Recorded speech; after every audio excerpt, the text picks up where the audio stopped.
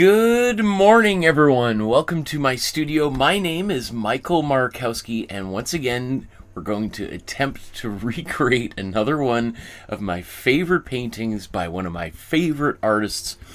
Today, we're going to be looking at Jean-Paul Riopelle and this painting called The Green Parrot from 1949, or the Perroquet Vert from 1949.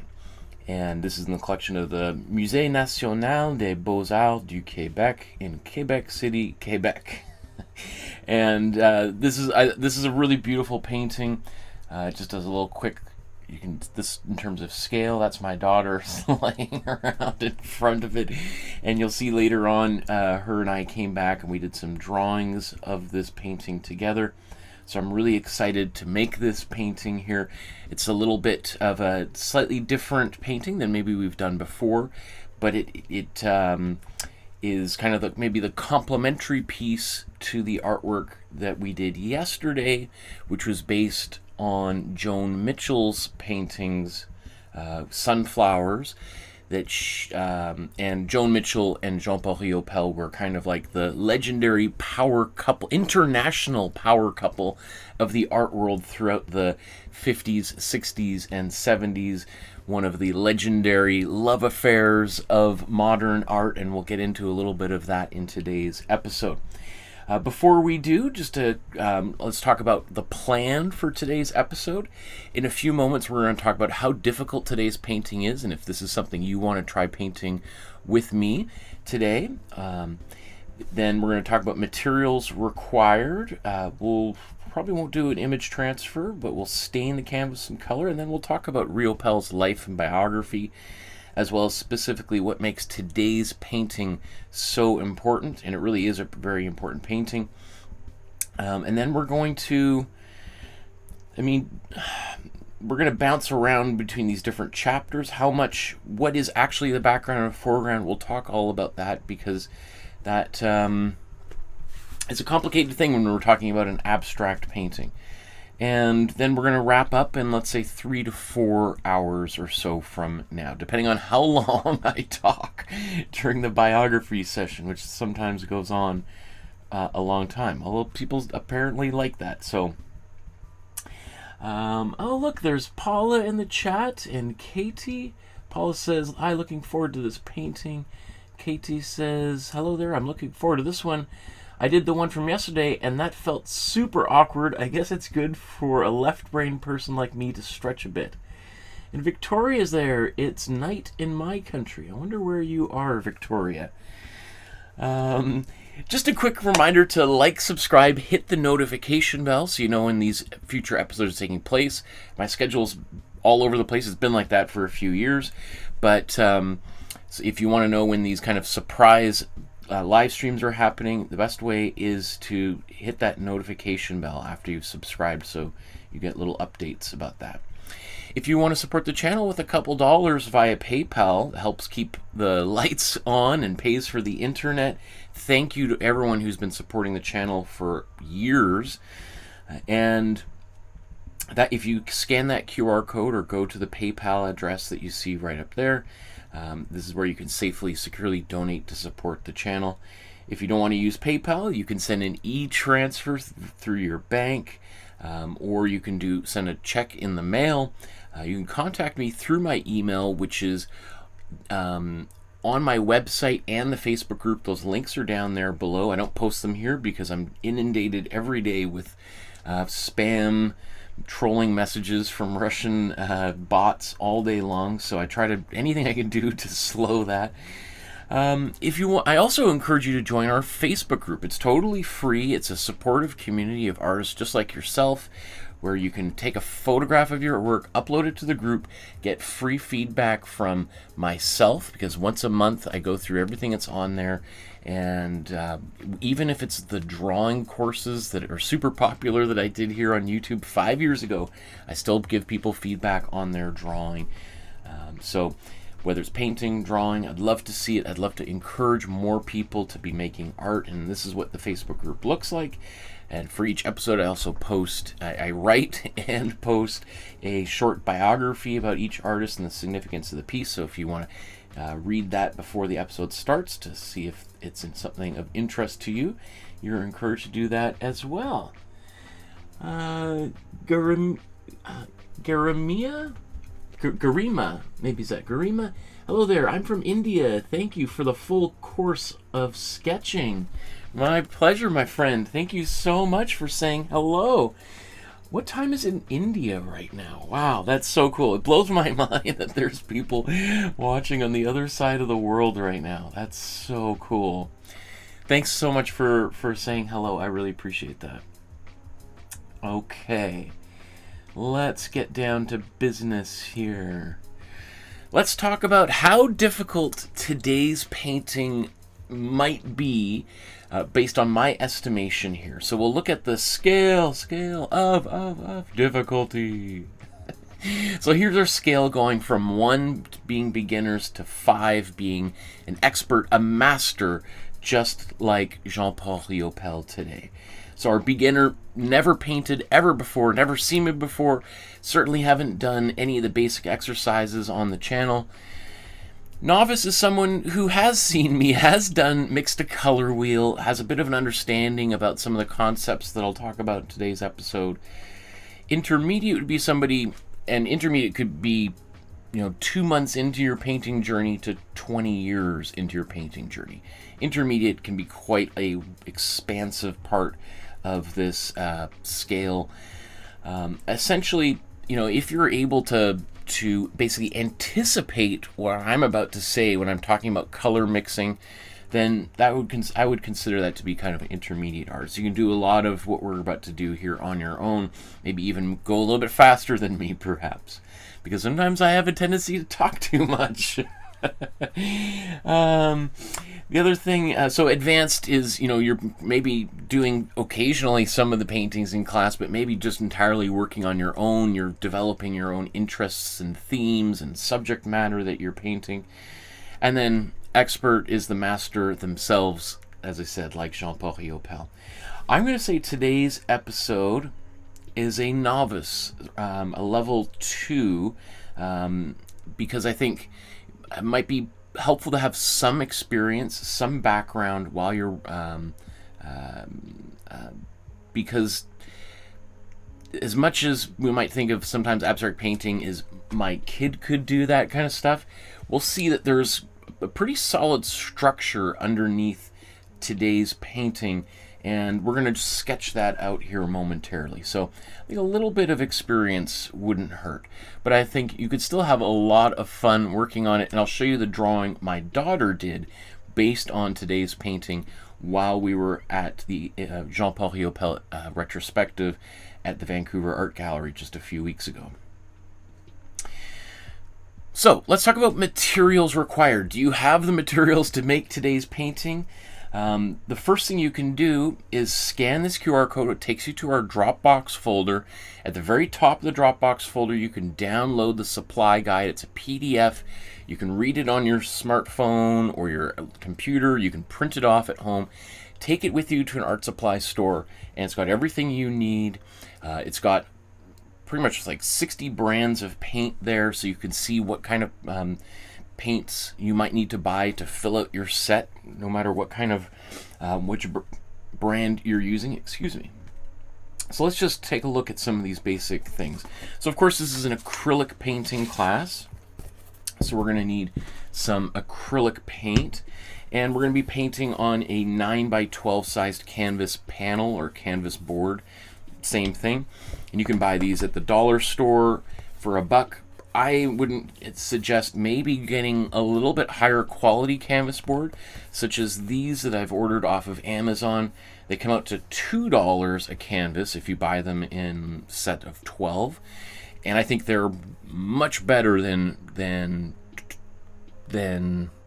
just twice the quality of the dollar store canvas. I think does that make sense? That for twice the price, you get 5 times the quality, I guess. Something like that. Anyway, I take it out of the plastic because it comes pre-gessoed take it out of the plastic, I give it a light sanding, and then I apply another coat of gesso, let it dry overnight, sand it again, and then I've got a much smoother surface than the surface as it comes right out of the packaging, because the surface can have quite a lot of texture, because after all, it is canvas, a fabric, and that canvas has a woven texture, right? So I think a little bit smoother is nice, but if you don't have gesso at home, you're not going to have that much of a problem. Just know that you might require a little bit more paint, because the canvas is going to eat up more of the paint as it has to go in and all of that texture. I put this here to remind myself to get more rags.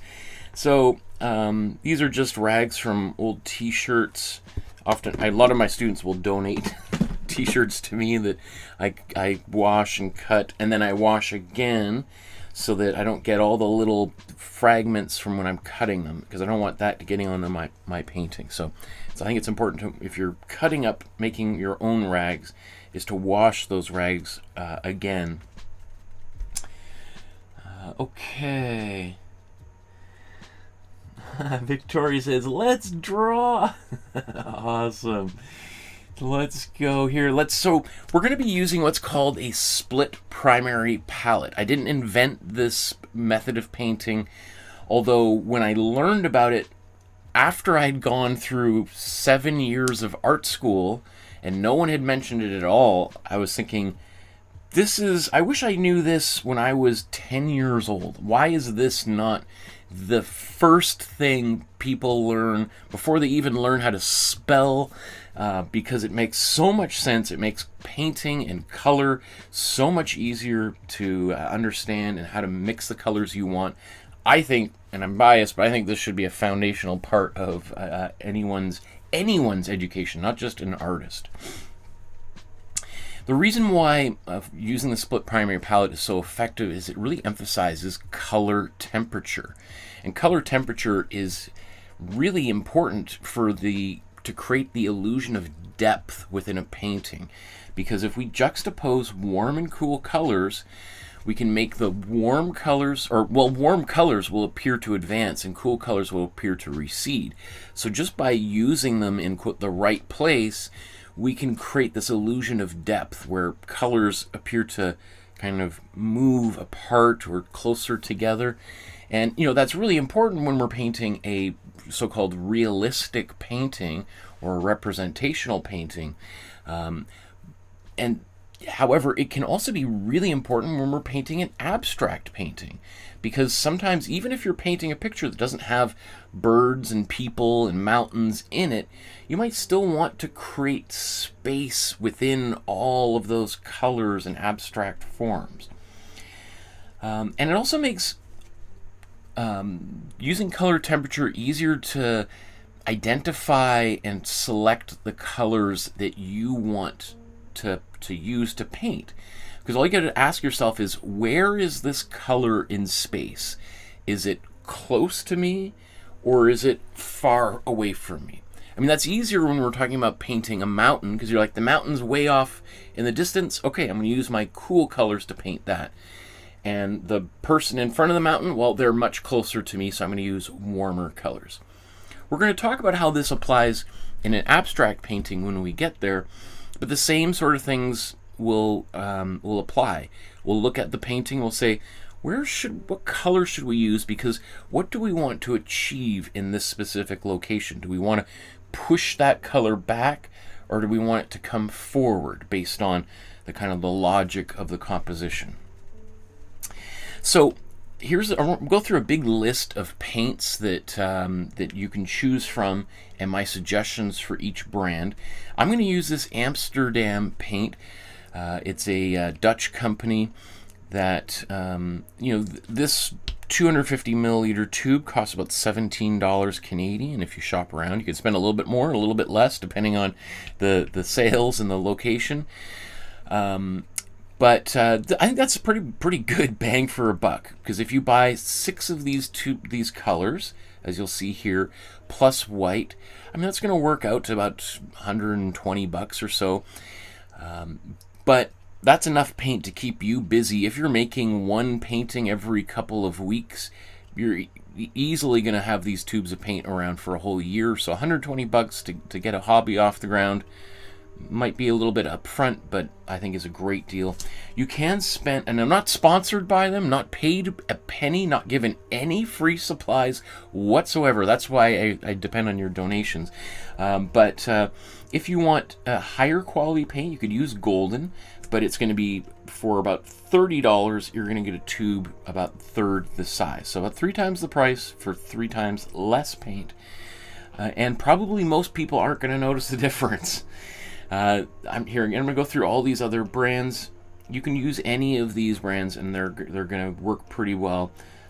I haven't tested them all myself, but they're reputable companies, and I've looked at their websites and chosen these are the colors that align most closely to what we're about to do on camera.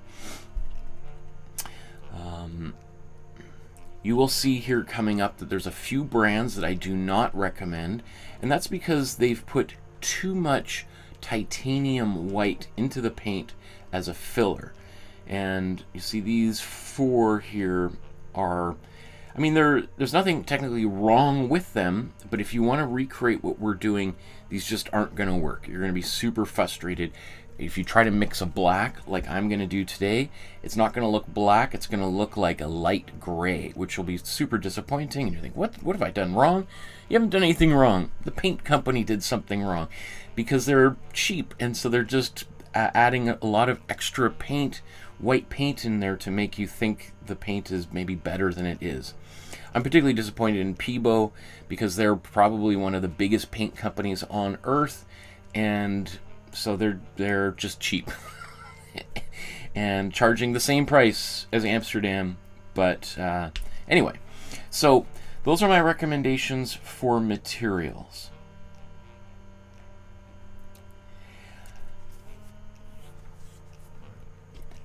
Now, typically what we do here is an image transfer, which is in the Dropbox folder, which I'll show you here. If you scan this QR code, it'll take you to the Dropbox folder, and in that folder, oh, this is a previous episode on Riopelle we did. This is what the Dropbox folder looks like. Here's your supply guide at the very top. But if we scroll all the way down here, you see there's like 300 folders. Some of the most famous artists in human history across every culture should be represented. Oh, this is intermediate. We want this to say novice. There we go. So you'll see in today's episode, there's just the image itself and not the templates, because I didn't make a template for today's episode. We're going to kind of sketch it out here. So, but you can download that image, and it looks like this. So let's try to sketch this image out and try to figure out what is the secret underlying structure inside this painting. I mean, we look at it right now, it's like, I don't know, just a bunch of colors randomly kind of placed all over here. I don't really see any structure whatsoever.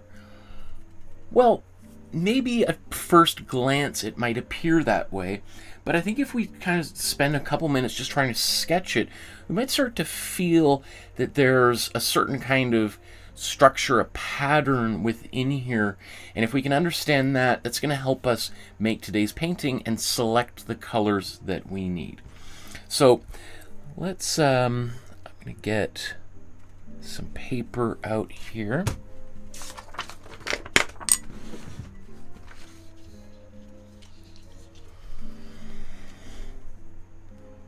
Oops.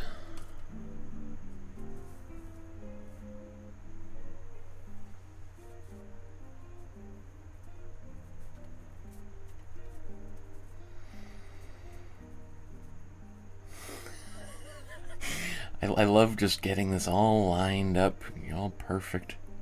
It's so satisfying. Okay, let's. I'm just gonna put this here. In fact, let's put this here.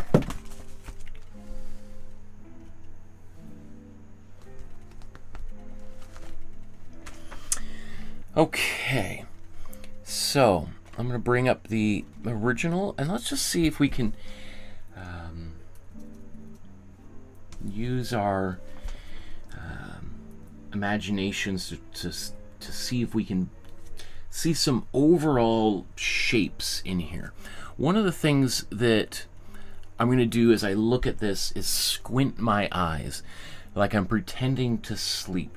And that's the first thing I want to do, because maybe that's going to help me get rid of the details and see any kind of overall major contrasts in colors and shapes.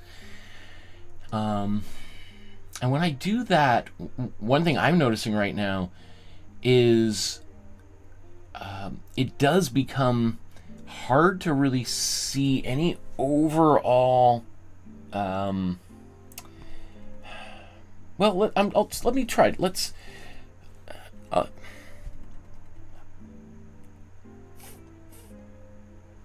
feel like this is almost going the opposite direction. I feel like as I squint my eyes and look at it, I mean, I do see potentially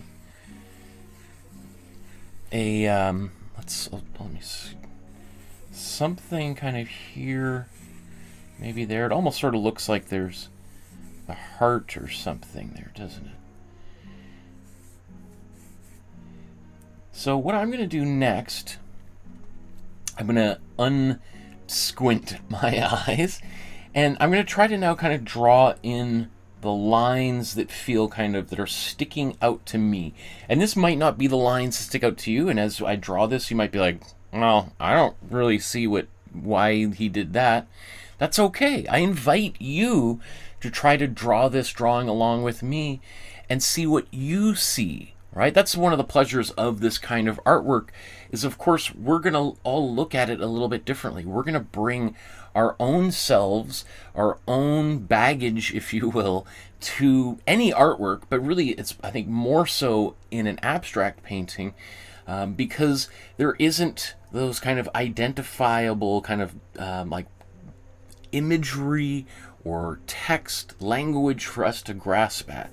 So for some people, that is what causes them a lot of anxiety looking at an artwork like that. And for some people, it's a breath of fresh air because they're not being told what to think or feel.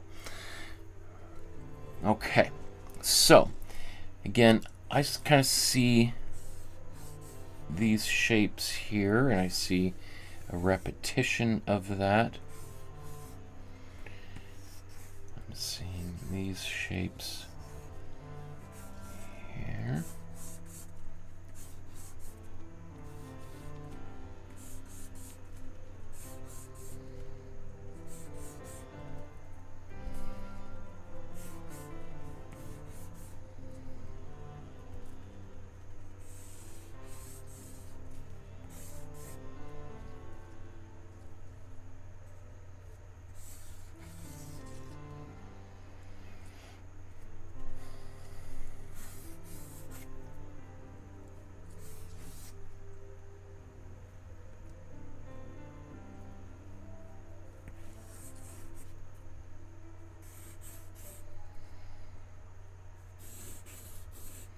And this is a white line, same with this, a white line, but those are kind of drips and splatters.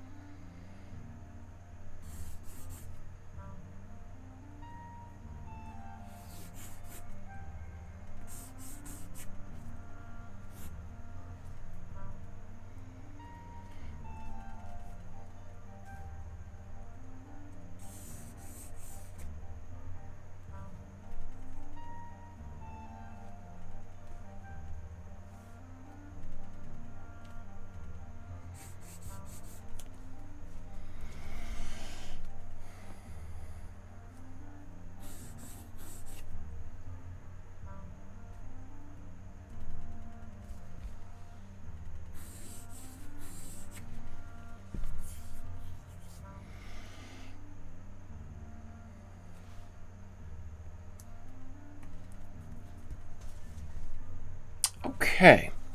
I think that's close to what I'm seeing when I look at this painting here. I can feel, these feel kind of like the natural kind of wrist movements, these arcs that are happening. Now, I might be exaggerating some of those lines, and some other people might look at them like, oh, I don't know if I quite see that, Michael. But that's okay. I think, if we were to give this to 50 different artists and say, try drawing this painting, or what is the structure that you see, we might see radically different things from 50 different artists, and many of them might not look anything like what I've done, and that's totally fine. I'm not saying that my way of seeing this painting is the correct way or the only way of saying it. I'm saying this is my interpretation, and so what I'm going to do is, I think, I'll do an image transfer of this here. I mean, I could sketch it out on here or just go forward, but you know what? I think I'm gonna do an image transfer of this here. And if people like, I can put this in the Dropbox folder if people want to use mine. After today's episode's over, I'll put it up there if that's of interest to anybody.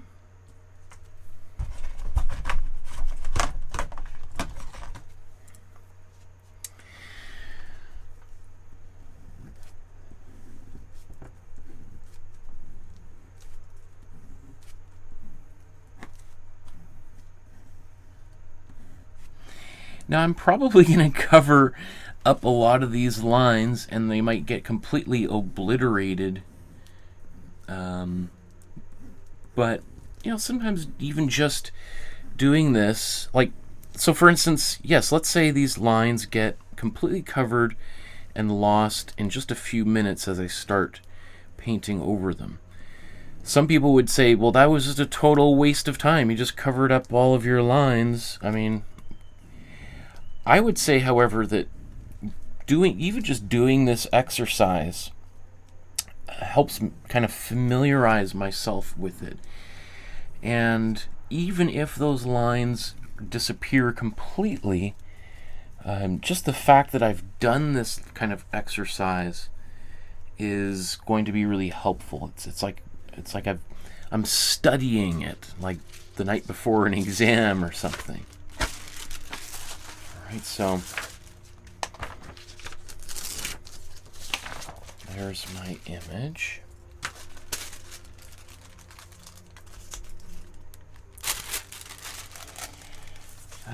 Yulia says, thank you for having a lesson in real time, not speeded up. Great lesson. Thank you. Yeah, that's one of my core beliefs, and one of the reasons why I like doing it this way is to help demystify the creative process and to make it as accessible to people as possible without using any kind of creative editing or hiding anything, so that you could see how it works from beginning to end.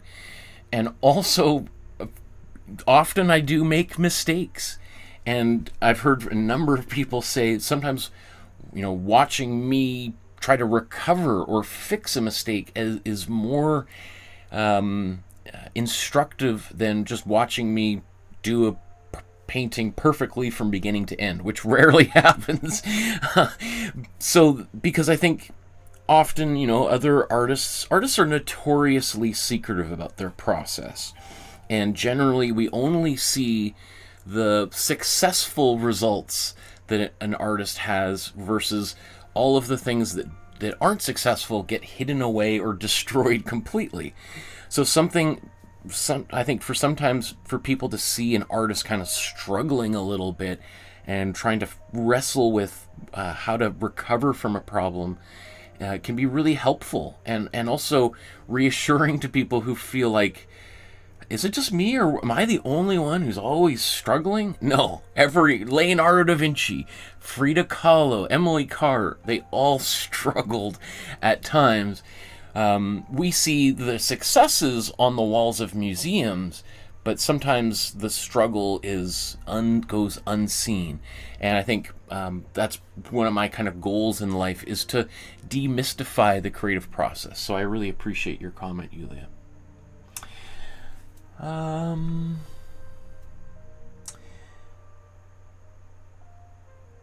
Let's see. Oh, Victoria says, finding good paint is expensive. That's true, although Katie's rightly points out, where are you, Victoria? Amsterdam paint isn't super expensive here in the U.S. I mean, Amsterdam Paint is a Dutch company. I mean, that's why it's called Amsterdam. The kind of major brand is Royal Talons. I don't. It might go under a different, like, brand name in Europe potentially. But you should be able to order Amsterdam paint wherever you are. Again, there's that whole list of other paints that you can use. It's just worth shopping around. I will say Amazon is probably the worst place to buy acrylic paint. These canvases, these are from Amazon. That's a great deal. But I've often seen like these Amsterdam tubes of paint for $30, $40 a tube. And I'm thinking, like, that's at least 2-3 times more than you spend at your local art supply store. So it is worth shopping around, and that's what the buyer's guide is, because it lists all the different brands, and you can take that to your store and find a paint there that should be suitable. And again, maybe $100, $150 up front to buy paint sounds like a lot of money, and everyone's struggling these days. But I think if you think in the long term, a tube of paint like this is going to take you a year or more to completely use up. And that's if you're making 30, 40 paintings. So essentially, probably most people don't run out of, don't use a whole tube of paint like this very often. So it's a lot of money up front, but if you break it down per painting, you're using maybe $2 or $3 worth of paint each session.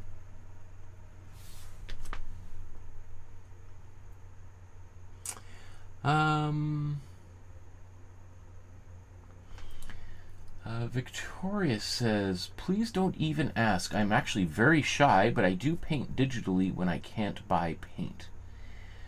I guess that's where you live. That's fine. Yeah.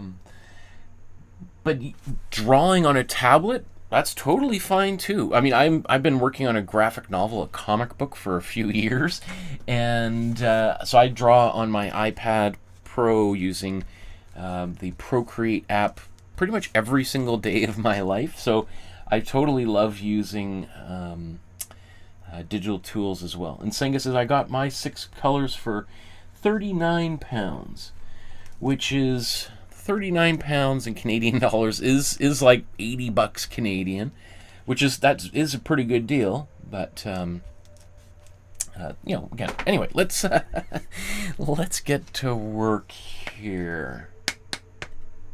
Let's go to the next step. Oh, there's Shubham says, hello. Hello, my friend.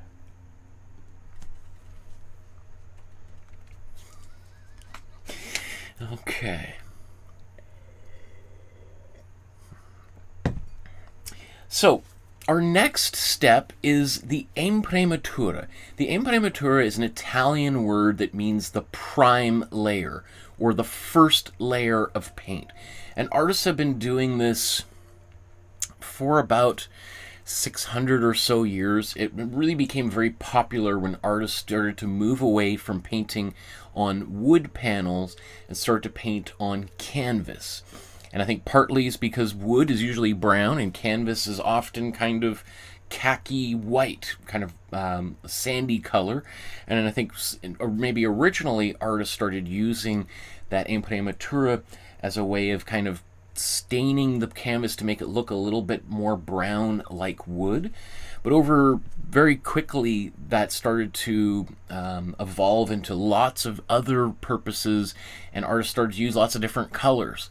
Like, so for instance, Leonardo da Vinci tended to use kind of a color, a little like a brown that is a kind of a yellowish brown, not too different than my warm yellow as I'm about to use right here. While at the very same time, literally just down the hall from Leonardo was Michelangelo, who used to like to use a green Imprimatura. So, you know, there's lots of different approaches to this this step. A lot of artists today don't do this at all. So there's often a lot of people who watch this channel who are like, what are you doing? What is this step? I've never heard of it. If you were to go to art school, you would absolutely learn this technique because it's kind of a core part of, you know, professional artists. I think just knowing that it exists, I think, is really important. Again, even lots of artists who go to art school don't end up doing this, but they would certainly learn it and be aware of it. And it's sort of like, you know, you learn the rules and break the rules if you want. Not that this is a rule. Really, the first group of people who really tried making paintings without an Imprimatura were the Impressionist painters. But even then, they sometimes would put an Imprimatura and sometimes not. But they were pretty much just trying to question everything that the old academic tradition had taught them. You know, they were kind of like the punk rockers of their day. So I think some of them were initially quite rebellious and like, I'm not doing that. That's what my dad used to do to make a painting. And then, you know, after making a bunch of paintings, like, well, maybe there is some wisdom in this technology. Maybe those old farts had some new something, a little bit. Right? But I think, you know, one of the reasons I like doing this is just part of my routine at this point. It's something I can do with zero brain power. I don't have to mix the color. I mean, if I was making the kind of yellowish brown that Leonardo did, I would have to use a couple different colors to do this. And that would be fine. But there's something I like about just using this warm yellow, get it right out of the tube, just start painting. I'm not kind of worried about mixing colors as of this moment. And look, the painting's already got paint on it, and that just feels like, you know, a small achievement already, right? So I'm just gonna clean this brush here. One thing you'll notice is usually within like 10 seconds of not using a brush, I like to clean that brush off so that this brush, first of all, isn't just sitting there with paint drying on it, which can ruin a paintbrush, but also means that if I want to use this brush again in 10-15 minutes, it's going to be mostly dry, if not totally dry, and ready to go. And that way, when I'm painting, I often just have one or two paintbrushes to make an entire painting. Whereas you know, in my in-person class, sometimes I see people with like 30 paintbrushes, and they're all covered with paint. They're all drying up, and those paintbrushes are slowly getting ruined. I think, like, you don't need to, if you're kind of cleaning as you go, like a chef might, then you don't have such a big mess later on, and you got all your tools ready to go. Okay, so I'm going to blow dry this.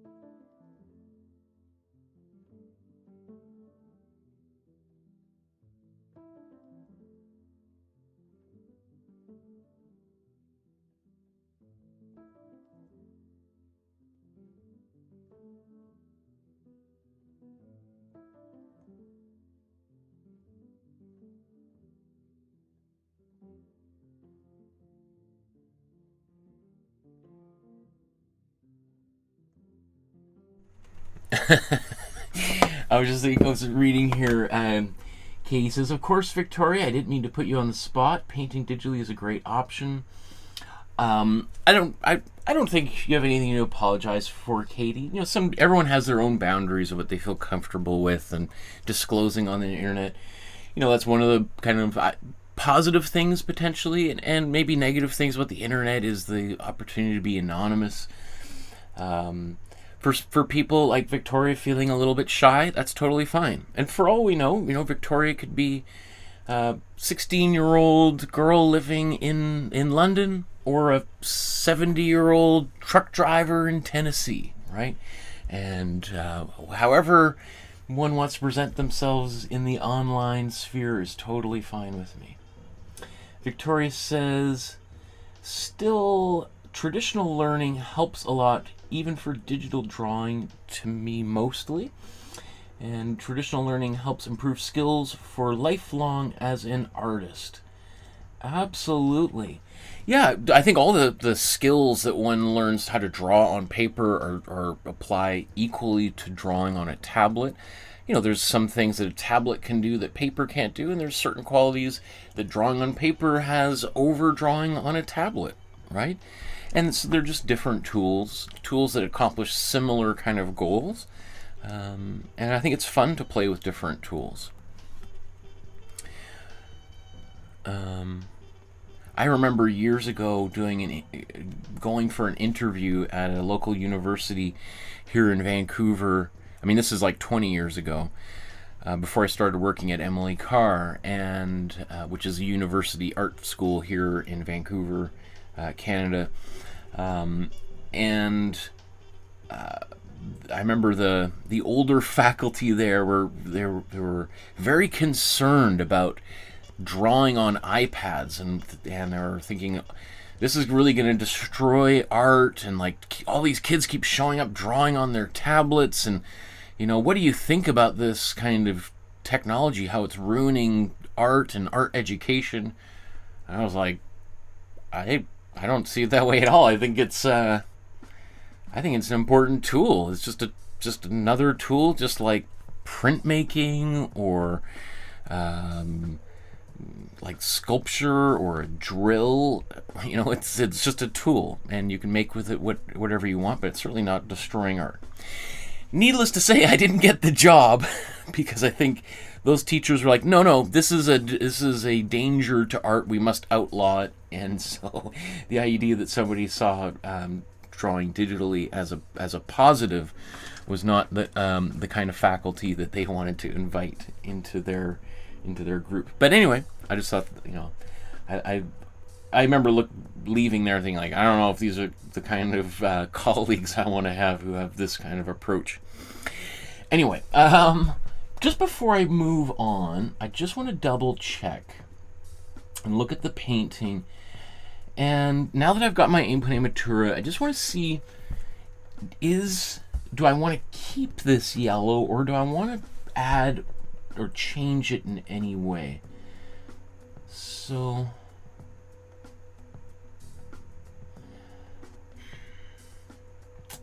it's hard to say. Riopelle is quite well known for his thick paintings, and I have a video showing this painting up close here that I'll play later. So what I'm just looking for right now is areas of potentially exposed canvas. And I don't know if I see, like, if that's white paint or exposed canvas.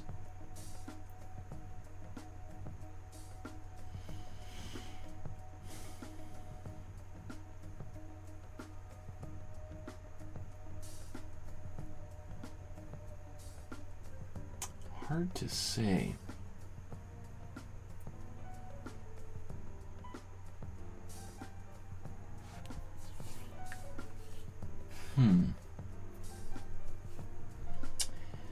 Well, I'm kind of two minds. One is to paint the canvas this color, because I wonder if that's just the raw canvas, or to leave it yellow, and then that might encourage me to really fill it up. You know what? I'm gonna delay this decision until we look at the video that I've shot, and maybe that's going to give us some clues. So I'm going to move on to the next. The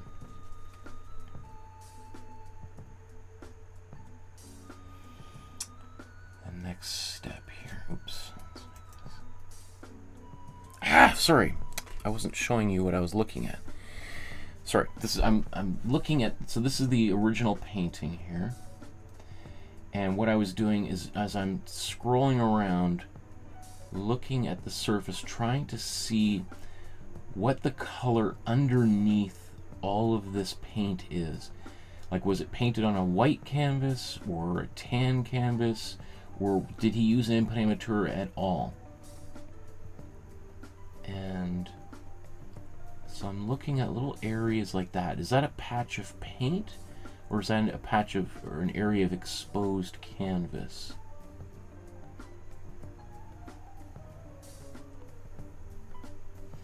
Because if there was a lot, even if it wasn't the exposed canvas, if there was a lot of one color here, I could paint that over top of this, and that way I wouldn't even have to paint it later on. I could just leave that color kind of showing through. I don't quite see anything that's jumping out to me, although I do feel,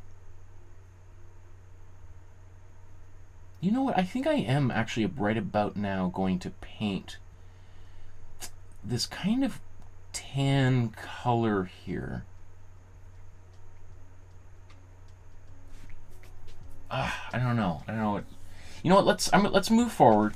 I'll talk about Riopelle's biography, and then we'll look at a video up close that I've shot of the painting, and that might give us some clues.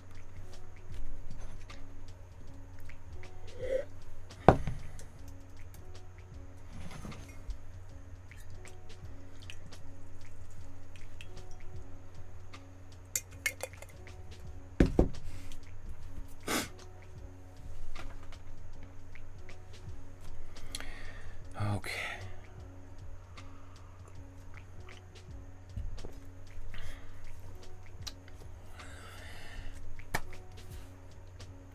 So let's turn our attention now to talking a little bit about Jean-Paul Riopelle's life and career and what makes this particular artwork so significant.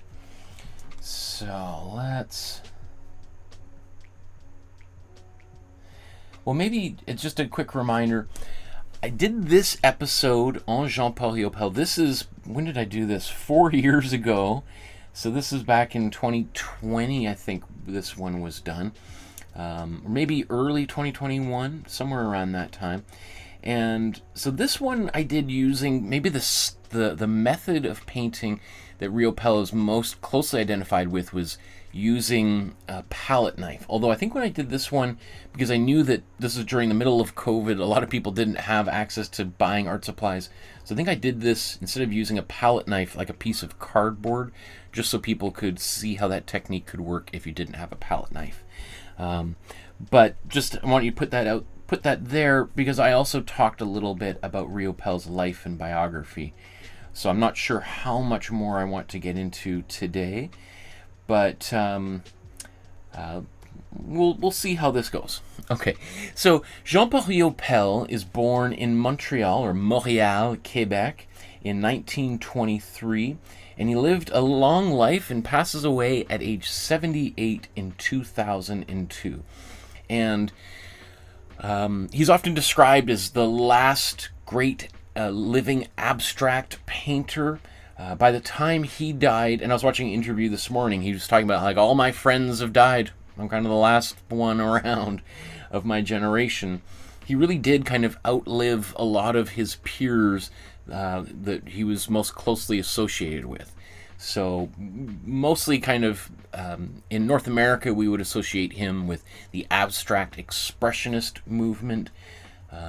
Artists like Jackson Pollock and Mark Rothko and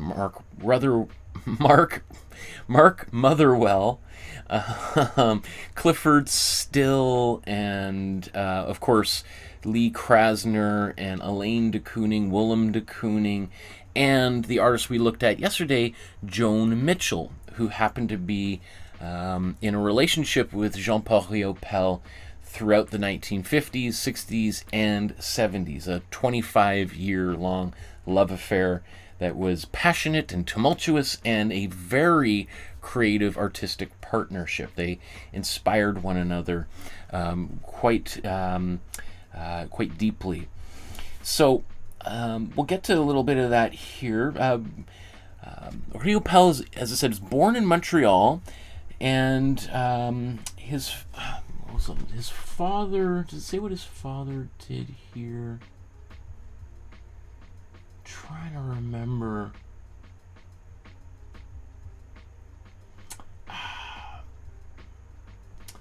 What? It's because I have Joan Mitchell's biography in my mind from yesterday, so I might be confusing the two. So maybe I'm going to skip that because I can't remember exactly. I was reading other texts that talked about his childhood and youth. He came from a middle-class Catholic family, and at the time, Catholicism in Quebec was very, like, the church in Quebec was very, very powerful, and ultimately, it exercised a lot of authority over not just the Quebec culture, but also its politics and education, and that becomes a major bone of contention for a kind of a new generation of Quebecois youth who feel kind of constrained by this very conservative government and the omnipresence of the church in everyday Quebec society, and eventually that leads to this cultural revolution that happened in Quebec during the 40s, 30s, 40s, 50s, and ultimately arguably end games in the separatist movement. So as a child, Riopelle was drawing all the time. He was really interested in art. His mother encouraged him to study art, which is not unusual. We often have pretty much every artist we've looked at had a father who was kind of discouraging of their child's interest in art, while the mother was really encouraging about their creative interests. And Riopelle was no different, although it doesn't seem to me that there was that much of a conflict. Obviously, we've talked about some artists whose parents were a major obstacle in their early art careers. It doesn't seem to be the case with Riopelle.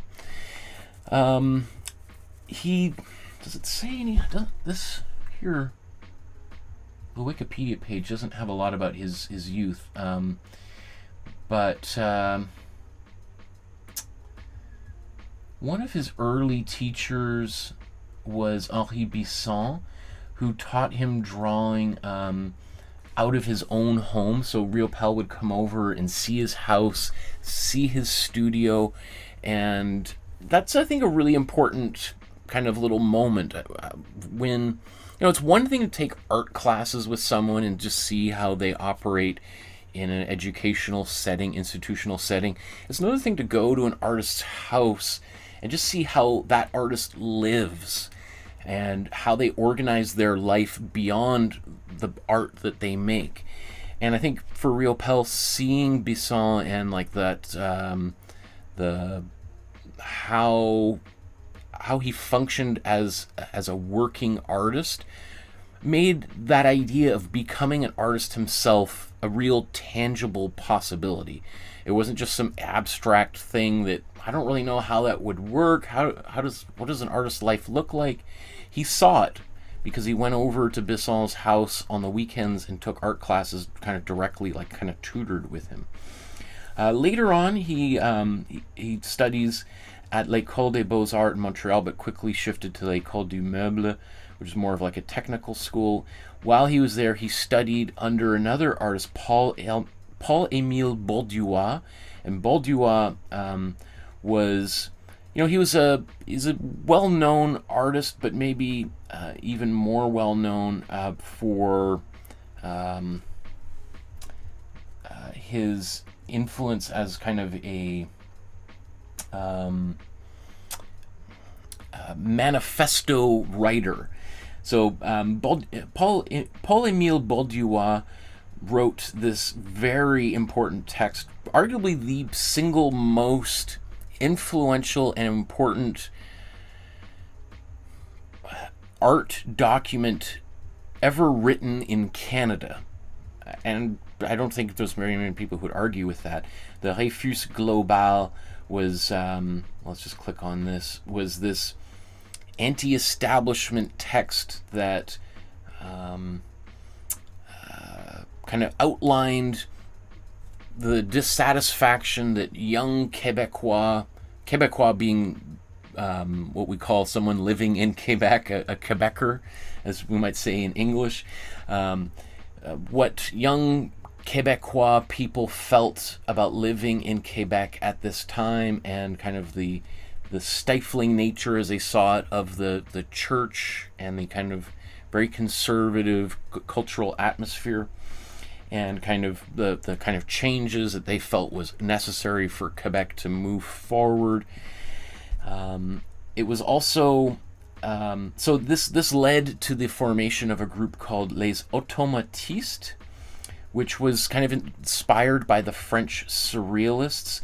When we think of surrealism, we think of Salvador Dali and René Magritte, and one of the techniques that surrealists employed was a technique called automatic painting or automatic drawing, similar to automatic writing used by by authors like William S. Burroughs, for instance, in his cut-up technique, right? Or Jack Kerouac was often used the automatic writing technique of just typing as fast as possible, trying to write sentences before you can even think about what to write.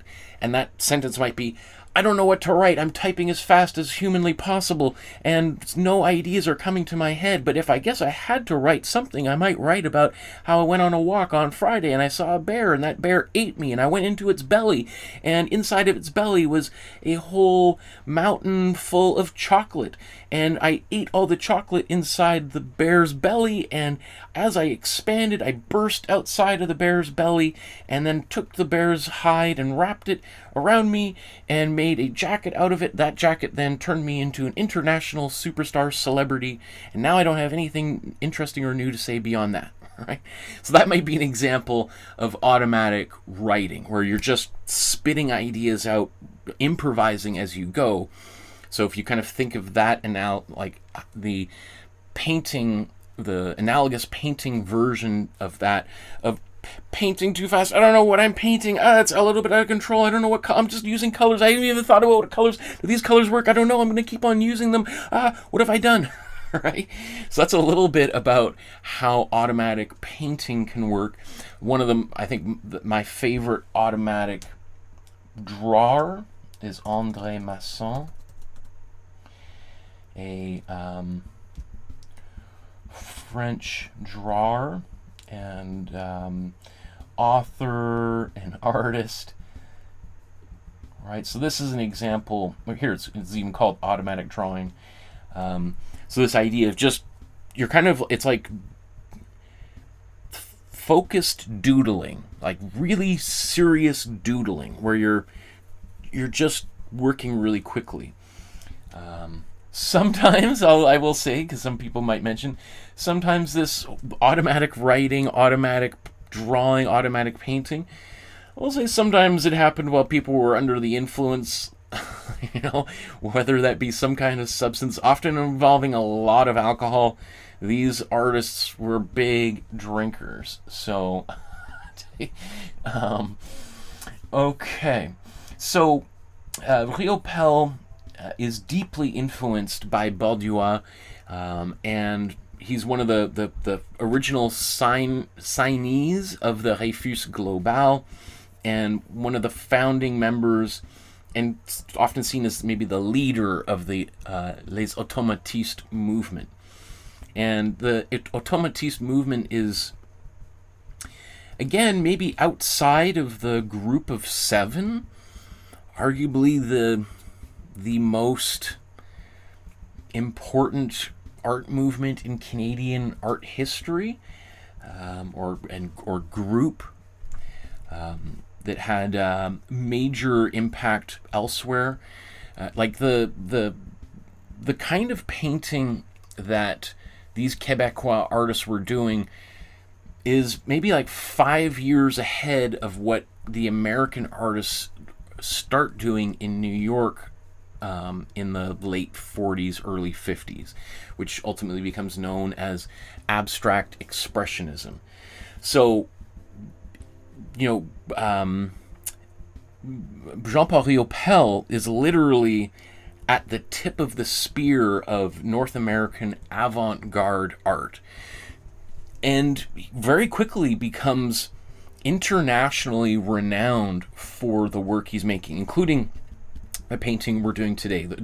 We'll talk about why today's painting is so important, but it's really done kind of at the height of his early career, maybe considered to be his first great masterpiece. It's during this this time in the late 40s that he goes to Paris a few times, because as his career is taking off, he's in demand everywhere. And of course, being a French speaker, you know, the pond in Quebec is relatively small, and because of all the conflict between English and French Canada, you know, French artists, especially, you know, Quebecois artists at this time, aren't really given the same kind of respect within Anglophone culture in Canada. So it wasn't that big of a you know, it wouldn't have, it's not surprising at all that he moved to Paris, where the opportunities were far greater for a French speaker than they were back in Canada or anywhere else in North America. In 1946, he marries Françoise L'Espérance, and they have two daughters. Does it say their daughters' names here? I guess they don't say it here. I have it in the text I wrote for the Facebook group. But they have two daughters. Both of them really help carry and help support their father in terms of preserving his legacy and helping him with some of the administrative tasks throughout his life, especially after he passed away. But that relationship that Françoise and Riopelle had did not last. They separate in 1953. In 1955, Riopelle is introduced to another artist,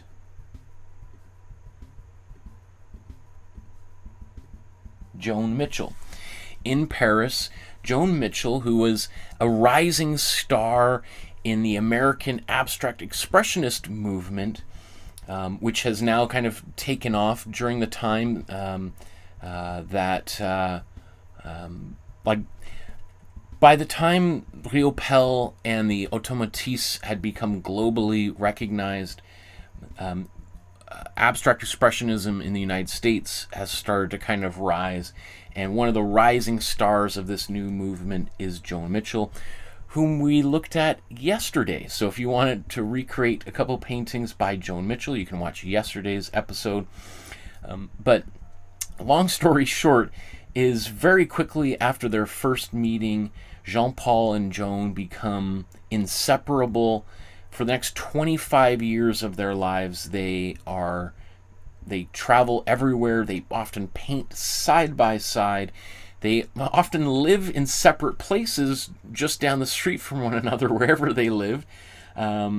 they're both being fiercely individualistic figures, but also very passionate and highly intelligent, articulate individuals. They often, even though they lived just down the street from one another, would meet every morning and have breakfast together, sometimes paint side by side, and then go their own way in the evening. They were both big-time drinkers, smoking packs of cigarettes every day. That ultimately cost Joan Mitchell her life. She passes away in 1992 from cancer. She had part of her jaw removed because of that smoking habit. She continued to drink, though, all the way until the end, even though the doctors told her not to. But this relationship that they had, eventually, you know, it falls apart in, I think, 1979, so exactly about 25 years after they first met, largely because of the alcohol-fueled, you know, good times and bad times, and also because of Jean-Paul Riopelle's infidelities as well. And the fact that, you know, their careers at that point, they were just so big, so famous, that they're all over the world, and it made it harder and harder for them to stay together. And but during that time, they were kind of like the power couple of the art world, especially international power couple. There were two of the most successful abstract painters alive at the time, and even after they separated, Joan Mitchell called Jean-Paul Riopelle the only painter that she respects or respected, while Jean-Paul Riopelle said that Joan Mitchell was amongst the greatest living artists on earth. So both of them, even though they separated, continued to see each other as really some of the best artists working at the time, which, you know, says a lot about how they saw one another, how deeply influenced their work was from their interactions and their relationship. And in fact, one of after Joan Mitchell passes away in 1992, is there a bigger image of this? Jean-Paul Riopelle makes this monumental artwork called L'Hommage à Rosa Luxemburg, which is essentially a kind of a monument to Joan Mitchell. And apparently, after he finished this massive painting, he never painted again. Although I'm not exactly sure about that, but that's the legend anyway. And as we know, lots of artists, they exist in myth.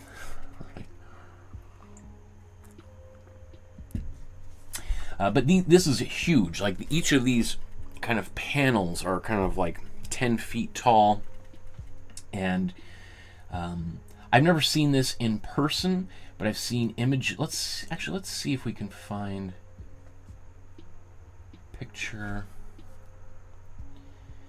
of this installed. Okay, here we go. There's an image. Is that the only one we got here? No, it's another one.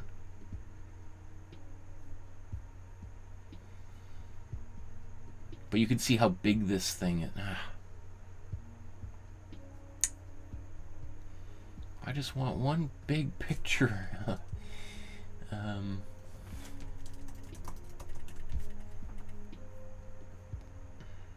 Okay, so that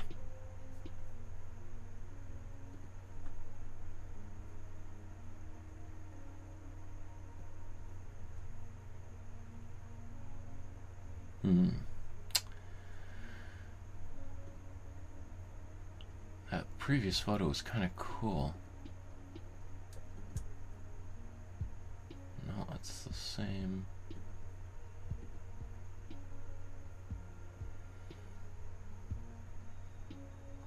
So you can see it's this huge artwork that just goes on and on and on and on. And just sort of as a testament to the importance and value that he saw in a woman that he at that point hadn't.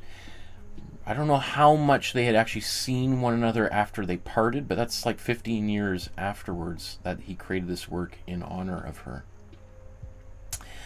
Okay, what else do I want to say? Let's so they lived in the same area throughout the 1960s where Claude Monet had built his studio in Giverny, just outside of Paris. I talked a little bit about that in yesterday's episode, so maybe I won't cover that same ground. But during the 1970s, as their relationship between Joan Mitchell and Jean-Paul Riopelle was disintegrating, he moved partly back to Canada, where he just out kind of about a few hours north of Montreal, to this area. Let's just sort of zoom out here, kind of in this rural why does that say rural oh, I don't know why that's hard for me to say, rural part of Quebec, in kind of the hills, the mountains out just north of town. Sorry, maybe let me zoom out a little bit further so you can see. All right, you've got New York City down here, Vermont. You go up here, there's Montreal, and then up in here. I tried to find exactly where he lived. I was watching a video earlier this morning. I don't know if I'll be able to find it.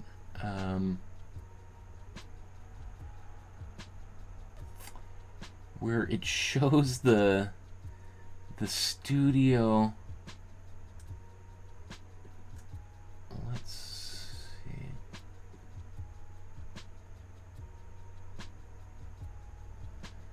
This is not the video, but it looks similar period of time. He was living he had a studio and on this big boat that seemed to be sort of like grounded on the shore. It doesn't show it. It is, but I thought it was very funny. I was like, how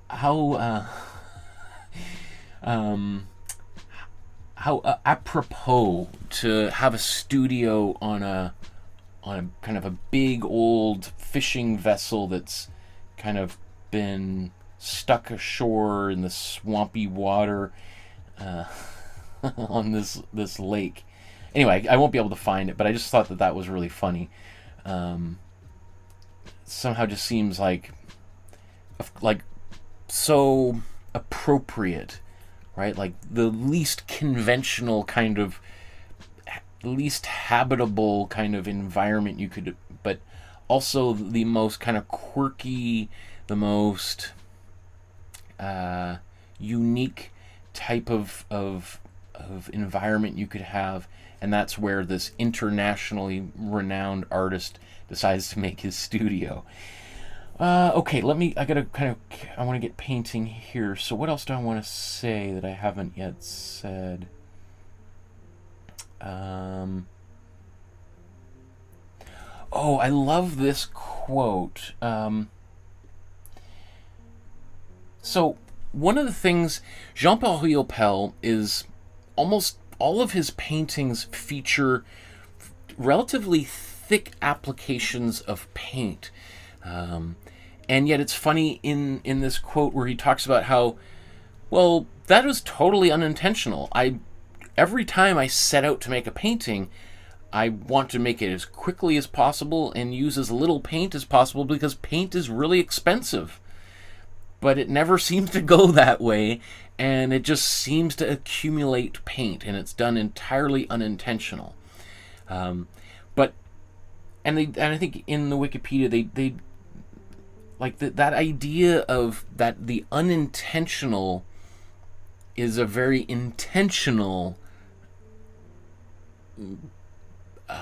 choice of words, right? That, because that really shows in just one word the influence of surrealism in his work.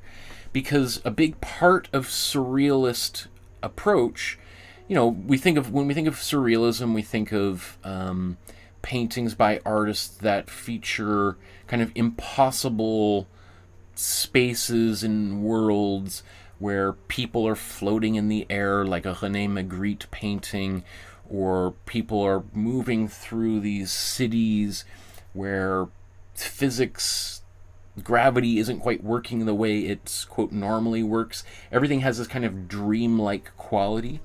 And one of the ways that artists come up with these images and compositions is by using various different kinds of techniques, activities like automatic painting, automatic writing, and these kind of chance-based tools. So kind of like drawing with your eyes closed, or writing, painting faster than you can think. Using cut-up methods where you write sentences down and then you cut all the words out, throw them on the table, and then pick the words out of a hat and then rearrange them, and that is your new text, right? So that use of the word unintentional sort of belies his embrace of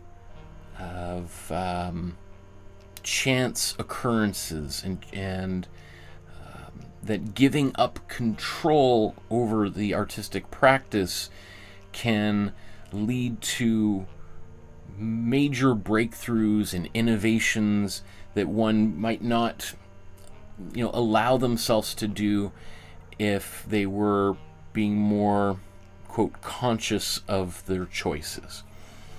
So I just think that's very, very interesting. That's something that really stuck out to me when I'm putting this research together. It's like, how much does he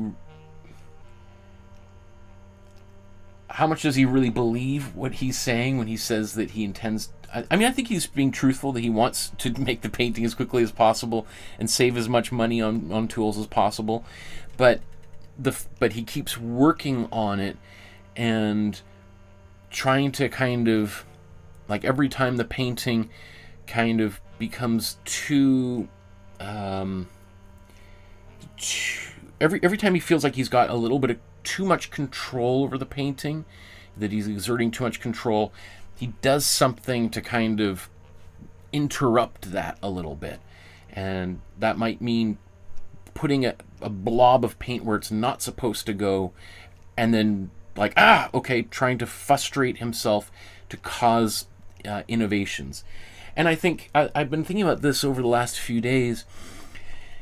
That doesn't always lead to breakthroughs and successes. In fact, I would say that within Jean-Paul Riopelle's kind of oeuvre, his overall career, there's probably more misses than hits.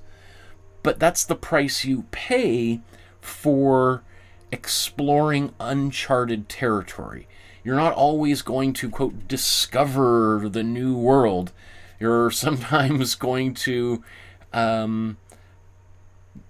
go around in circles and not finding anything, right? So even in the exhibition that's currently up at the Vancouver Art Gallery, this kind of retrospective, there's a bunch of works there that I'm not that big of a fan of, but I also look at it and think, like, well, this is clearly the work of someone who is not content just to stay in one place and is constantly pushing out in every direction, and not all of those efforts are going to be fruitful, right? And some of them are going to create just a pile of mess. So there's two ways to look at that. Is like, wow, there's a bunch of terrible paintings on display, or to be like, this might be not the greatest painting, but the courage to attempt to do that, because the painting we're going to look at today is, I think, was one of my favorite, but it's also one of his early paintings. And he could have easily just stayed with this style for the rest of his career, and he would have been just as successful. But he decided, no, I've made this hit song. I'm not going to write every song like my hit song. I'm going to challenge myself and try doing different things, and just when you think you got me figured out, I'm going to switch to a different material, different medium, which becomes like right after making today's painting, he switches to making paintings purely with a palette knife, which is really, I think, one of the most difficult tools to paint with. But, you know, after having mastered this kind of painting, he's like, okay, I'm done with that. I'm basically never going to touch a paintbrush ever again. And after becoming very successful for his palette knife paintings, one of the things, kind of the next thing he does throughout kind of the, you know, the 80s, early 90s, and including this work, is he starts using aerosol paint, like the kind of paint that graffiti artists use on brick walls and subway trains. And he uses it in this famous painting that his kind of his monument to his former lover Joan Mitchell, you know, using a lot of this spray paint. And you know, this painting is, you know, there's parts of it that I think are kind of ugly. That are kind of like, whoa, that's weird. That's pretty strange. I don't know about that. But again, for me, I think the fact that he's even bothering to attempt to do that is a testament to his kind of restless creativity, right? That he is not content just to make the same painting that was successful back in the 40s 50 years later. So that's one of the things I have a great deal of respect for, right? That ambition to break through, hoping to find new territory, but not always succeeding there. Okay, what else do I want to mention? I mean, Jean-Paul Riopelle, again, by the 1950s, just a few years after today's painting's finished, he is the darling of the international art world. He's exhibiting in all these major museums, whether it be the Guggenheim, the Musée d'Art Moderne de Paris, I mean, the National Gallery. He represents Canada twice at the Venice Biennale. Venice Biennale is the kind of the Olympics of painting and sculpture and visual art. It happens every 2 years in Venice, Italy, and it's been running since the 1940s and continuing to today. I've been to 2 Venice Biennales. Highly recommend it if you've never been. It is you gotta go. It's super interesting. You're seeing what really the greatest artists of our time are working on right now. It's super exciting. If you've never been to Venice, Italy, that's already a pretty cool place to visit. But there's this kind of large former military base there, the Arsenal, that has all these little. Every country, well, like about 100 countries, have little pavilions, little art galleries, and in each art gallery, each country sends their best artists to represent them. Riopelle represented Canada twice, once in 1954 and again in 1962. Which again, you know, that's pretty early in his career. Like, we're talking 1954. At that age, he's in his late 20s. Like, that's almost unheard of. Most of the time, you're talking artists who are, you know, in their maybe 40s, 50s, 60s, who are kind of the masters of their generation from their respective countries and cultures. So for him to be in his late 20s representing Canada at the Venice Biennale, that just shows how important, how significant he was at the time. He also holds one of the records for the highest selling artwork made by a Canadian artist. To this day, it's, I think, it's now the second highest price for a Canadian artwork. I think it's Lauren Harris that has beat him out on that. And again, the Vente du Nord, that was the episode that we did 4 years ago. So we covered that one. Okay, I'm not sure how much. What else do I want to talk about here? Did I talk about?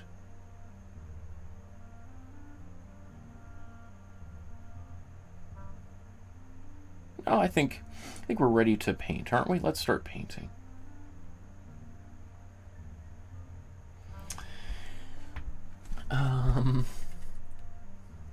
Let me just read some of these comments here.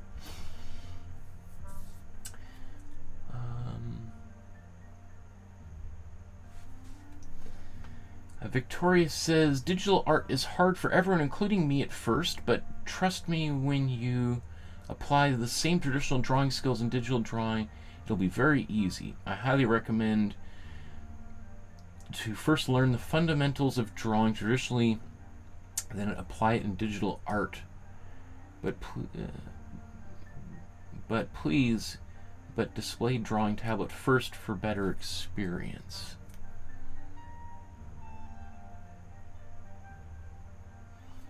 Victoria says, by the way, those parents who never support the art journey of their kids are worse. Yes. Stephanie says, I restored my great-grandmother's landscape painting a couple months ago, and the oil paint has not dried or cured yet. I've never used oils before, but what could be the problem?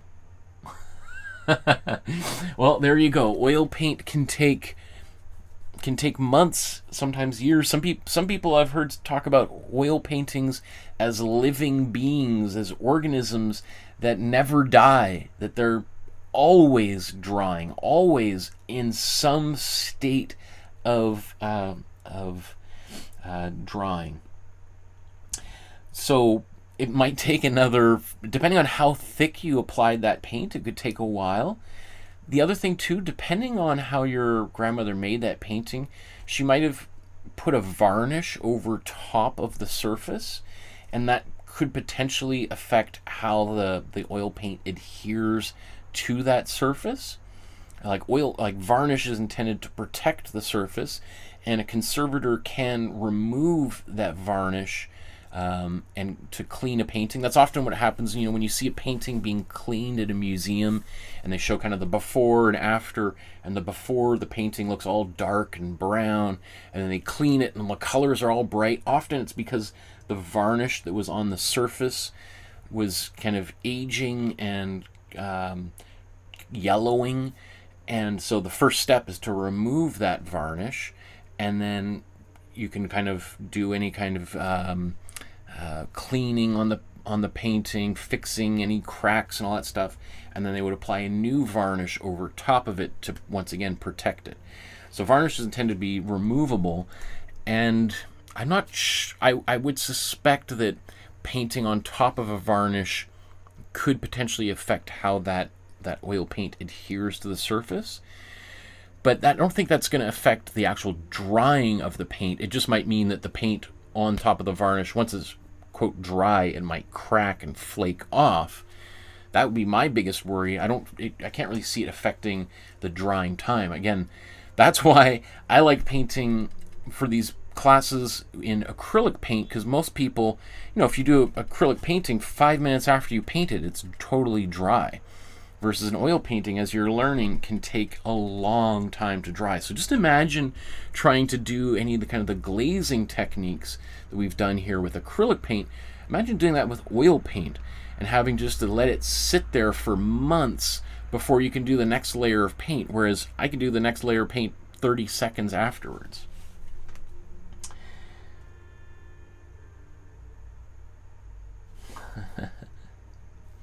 Hi, Angel. Hi, Michael. It's been a while. You made me love art more than I already did. Oh, that is so awesome. What a nice thing to say.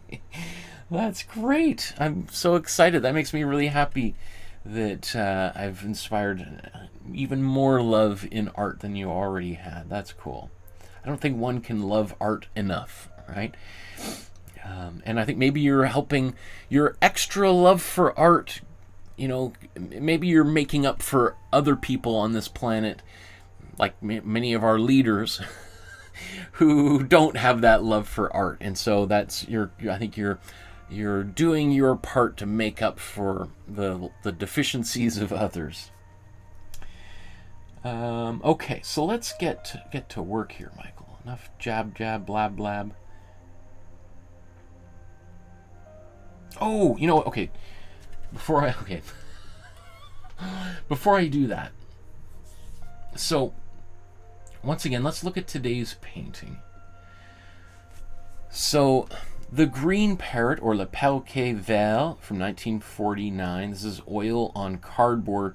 It's a fairly large painting, like 43 by 55 inches. You know, if you just think of like a piece of plywood is like 48 inches by 96 inches. Like you certainly can't touch either end 96 that way, but you can kind of, if you stretch your arms, get 48 inches. So it's a big painting, and oil on cardboard. That's not unusual. Artists often painted on cardboard. Is essentially like paper, or sorry, no, that should be removed. I think this is just oil on canvas.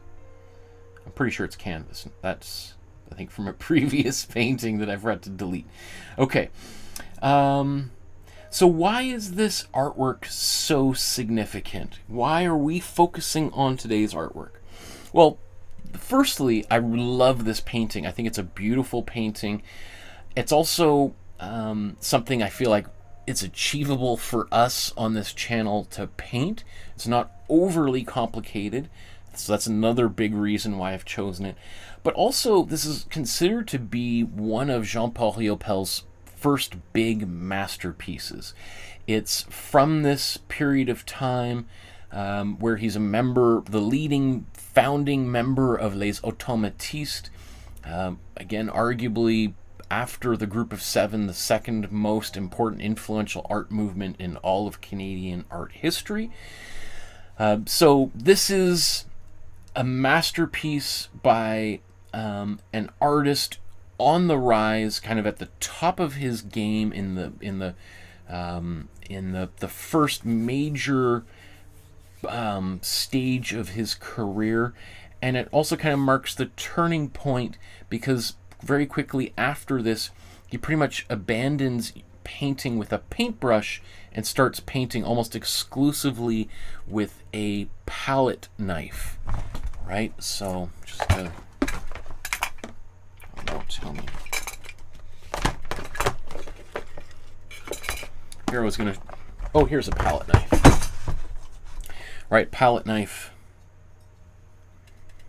Right, that's your typical palette knife. Sometimes these things come out, so I just put some glue in there. That's what that is. But you know, imagine the difference between painting with a brush, which, you know, the paint goes onto the brush, gets kind of trapped in all these bristles, and then by painting you can kind of spread that around. You have a great deal of control, versus painting on a palette knife. Some of them are quite flexible, some are super stiff, but this is a totally different way of painting, right? We can get some sharp lines, and maybe we'll do a little. I don't know if he used a palette knife in this painting at all, but there is another painting of his that I want to do very soon as well. It was also in this exhibition, so maybe we'll use the palette knife for that one. But so this is like one of the last paintings that he does that uses a paintbrush, and you know, the title of this painting suggests that somewhere in here is a green parrot, that there's a feathered friend somewhere in here. Now, your guess is as good as mine as to where and or if there is a parrot, a green parrot in here, or if this is just the colors inspired by a green parrot. Like, was there a parrot he saw and he rushed home and he's like, oh, I love those colors, I want to recreate those colors? Or was the painting just titled by somebody else after he finished it? Did he make this painting and he's hanging out with some friends, drinking copious amounts of alcohol and smoking pack after pack of cigarettes, and one of his friends drunkenly says, it looks like a green parrot. And Jean-Paul goes, that's fantastic, I like that. This is called the green parrot, I love it. Right? What is the association between that title and the painting? Sometimes artists were very deliberate about the titles of their work, artists have there's a difference. Some artists spend months titling their work. Some artists have sketchbooks full of possible title names, and as they're working on a painting, they're coming up with ideas. Some artists don't title their works at all. Sometimes it's because they can't think of anything, and they just let their art gallery dealer name it for them, and they're like, yeah, sounds great, whatever you want, you call it whatever you want, I don't really care. Some artists deliberately call it untitled because they don't want any textual association. They want it to just be purely untitled. There's no name for it. It's just about the paint. And Jean-Paul Riopelle did make a number of paintings that were untitled. That was quite common for abstract painters in the 40s, 50s, 60s to leave their paintings untitled. Sometimes, like Jackson Pollock, would just number them. They would just be number 54, June 1954, or something like that. So just a number, right? They're kind of almost interchangeable. That's how you would refer to it. So that's another thing about this painting is there any connection between a green parrot and the painting itself? I did as much research as possible, could not find any mention of what that relationship was. Maybe just to I want to play a couple little clips so that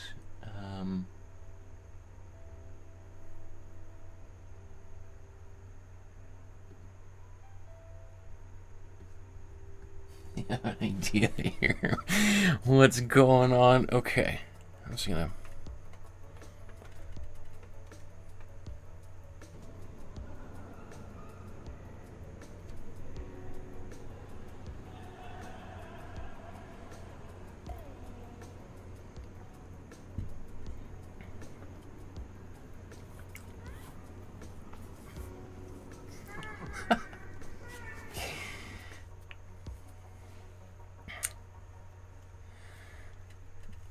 so there's my daughter at the Riopelle exhibition.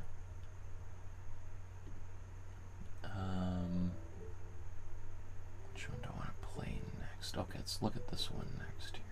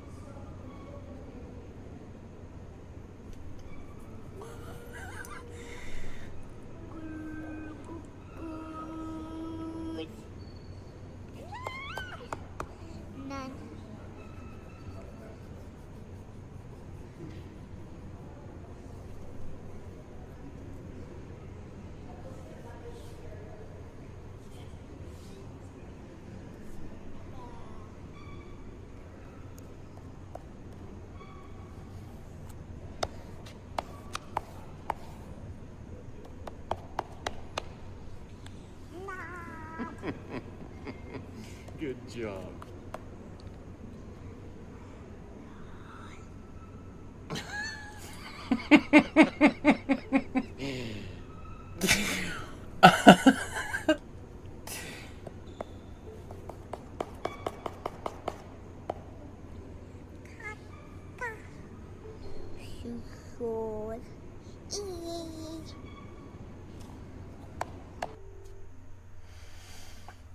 Okay.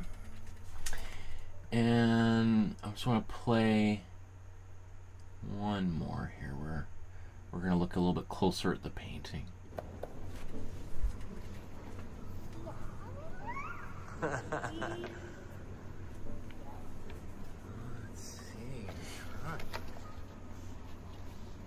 Good job, kiddo.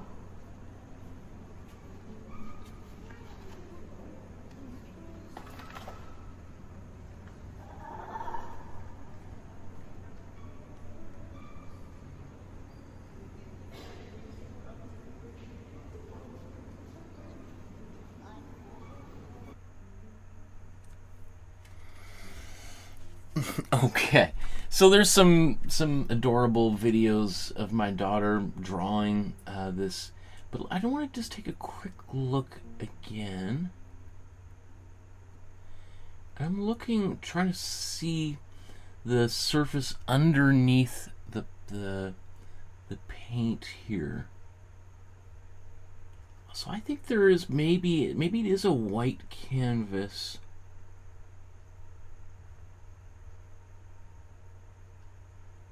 Okay, it could be white or slightly off-white.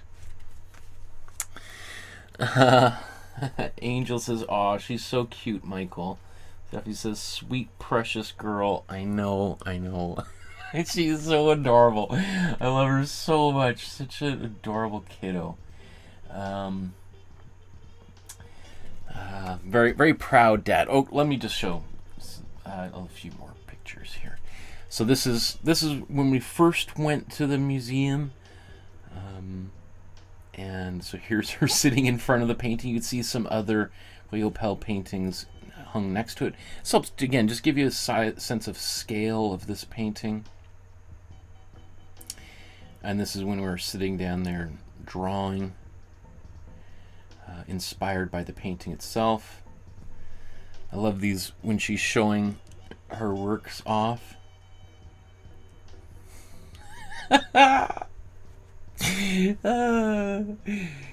then here, while we were taking pictures, I don't know if you recognize this fellow. This is what's the name of that actor? Luke Wilson, or Owen Wilson. I think it's Owen Wilson. Walked by there from many movies like The Royal Tenenbaums and The Life Aquatic and all that kind of stuff. So anyway, that's another reason why I love this painting, is that my daughter loves this painting, and we did a drawing of this painting because there's so much energy. I feel like it's very inspiring, and it displays so much movement, so much energy. The colors are just gorgeous too. The combination of these oranges and greens and blues and reds and yellows there's a real beautiful balance here, which I would say again is not necessarily in some of his other paintings. I think some of his later works are a little bit less successful and feature combinations of colors that I personally feel are kind of jarring. And again, I think that's a testament to him just trying to do anything, really challenging himself, but that doesn't always mean that those are going to be successful results. But I do commend him for pushing those boundaries when he didn't need to, right? Making artwork that might be a little bit less successful, might not sell or make as much money, but he doesn't really care about that stuff because he's already kind of one of the, arguably the single most famous Canadian artist in Canadian history, at least outside of Canada. So, yeah, I don't think there's any dispute that he's the single most acclaimed, renowned Canadian artist on the international stage. I think maybe only rivaled by Lauren Harris. I mean, within Canada, Emily Carr, Tom Thompson, you know, those artists are very well known. I think maybe the most well-known Canadian artist of our time that's alive today would probably be Jeff Wall. Might be the most successful. He's a Canadian photographer, fine artist who lives here in Vancouver, although he sells his work right out of his studio for like $5-10 million an image. So I would say probably Jean-Paul Riopelle and Jeff Wall would be the most well-known Canadian artists outside of Canada.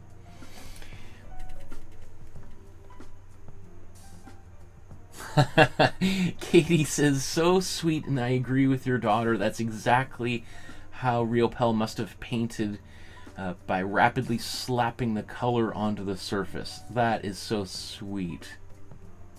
I love that, Katie. Thank you so much.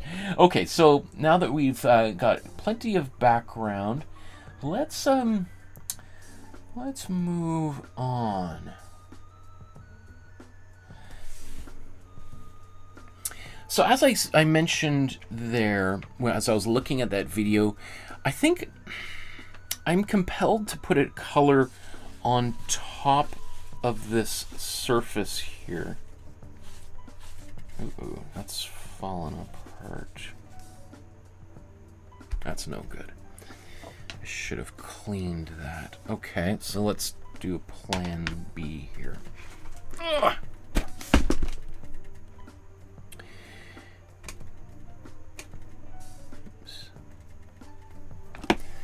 I'm going to get some paint on my palette.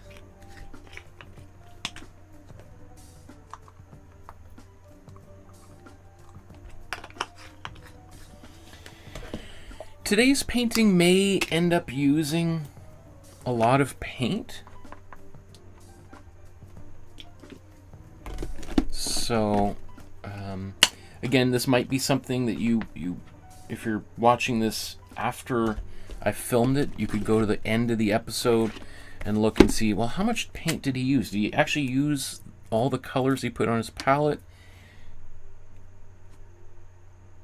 Why did I just put that there? That's not the right place at all anyway. That's what happens when you try to walk and chew gum at the same time. Okay.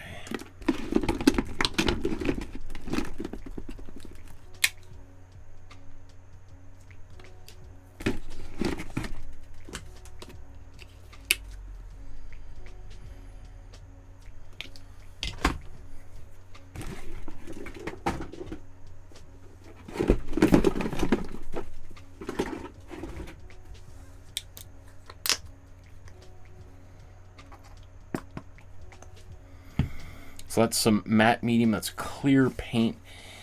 What I wanted to do is mix up a kind of a bit of a khaki color here. So let's take the warm yellow, warm red, let's make this an orange, a little bit of warm blue.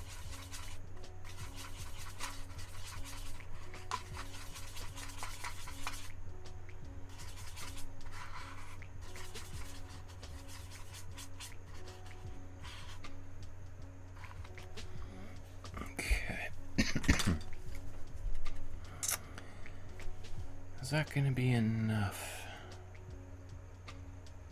Yeah, let's see. Let's make this work. So I got my white. Whoa.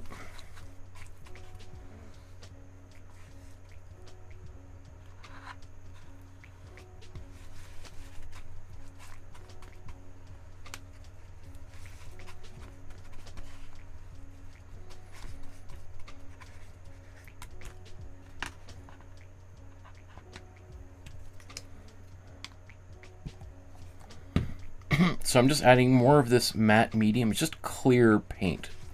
Without, it's in all of these colors before they put the color in them.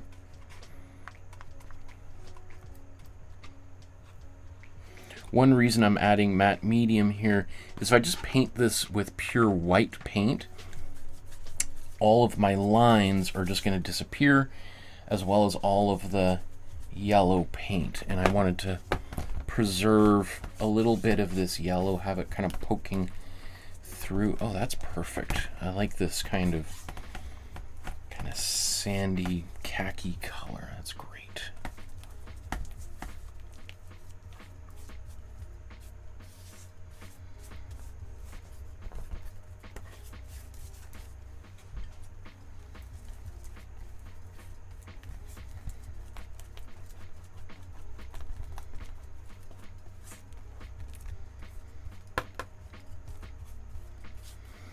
And the comment always comes up, why bother putting that yellow down if you're just going to cover it with other paint anyway? And the answer is,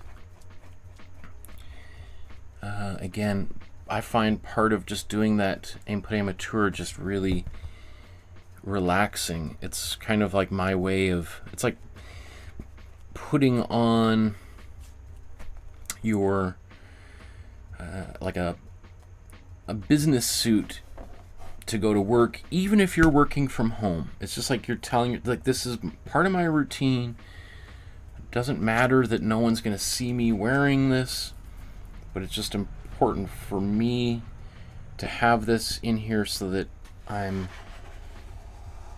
in this headspace. I'm getting ready for work.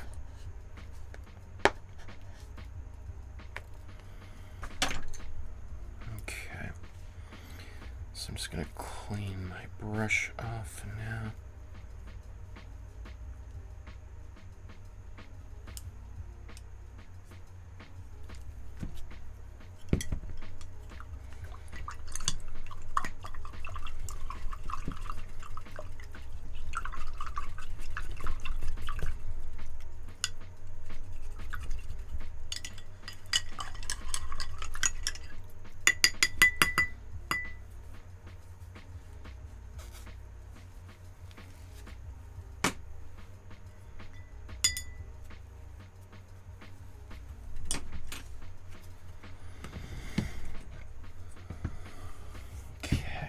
Blow dry this.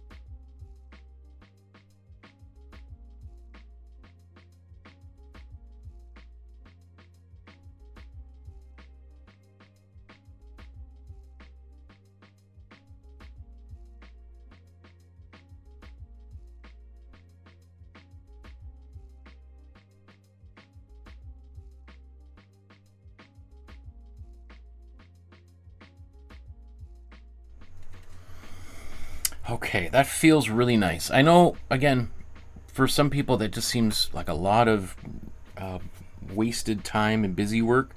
But now I have this, like, the surface for me now already feels like the painting has got gravitas, that there's a seriousness to it. I've prepared the surface like a samurai sharpens the sword or something, right? It's like, it for me just feels like such an important part of the painting process. Okay.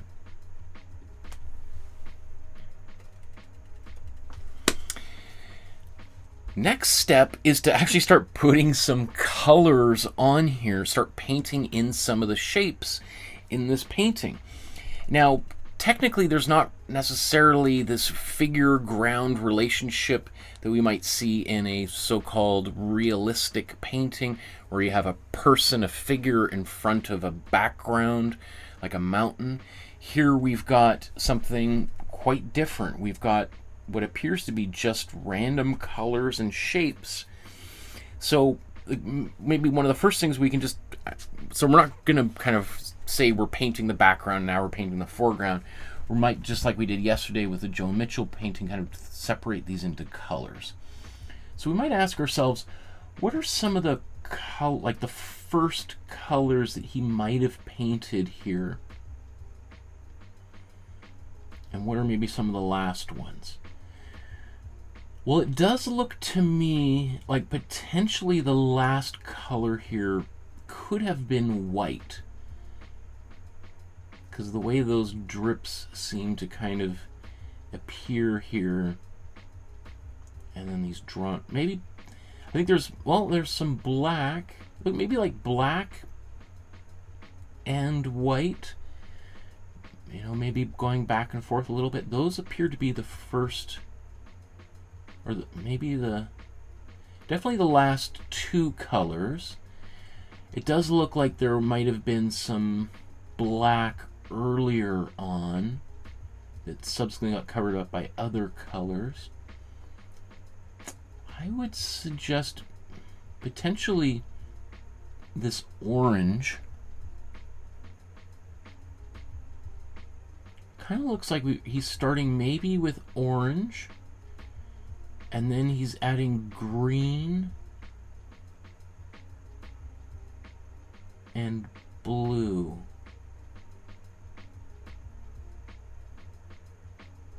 Maybe where's the red? Is the red? Well, maybe it looks like there's some red underneath some orange. Maybe he's starting with red.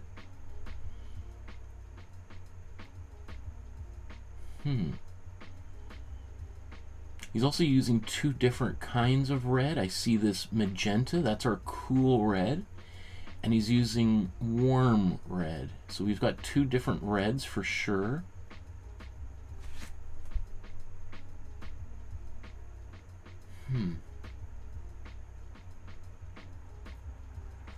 Well, you know what? How about let's try to tackle this very unconventional abstract painting, maybe in a more traditional format. So maybe let's think about applying our cool colors first, and then our warm colors afterwards. Let's see how that might be able to work. So let's take our we're going to take our cool red,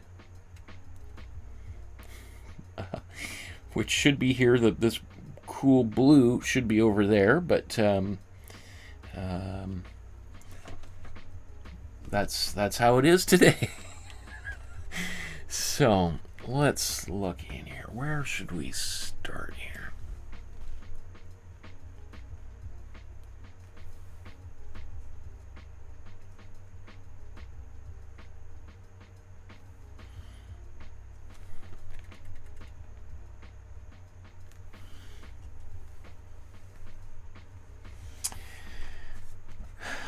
Okay, so I see some cool red up here. I see some cool red down here. I see some down here. You'll notice that the thinner I apply it, the more pink it gets, because of the white color from below kind of mixing in.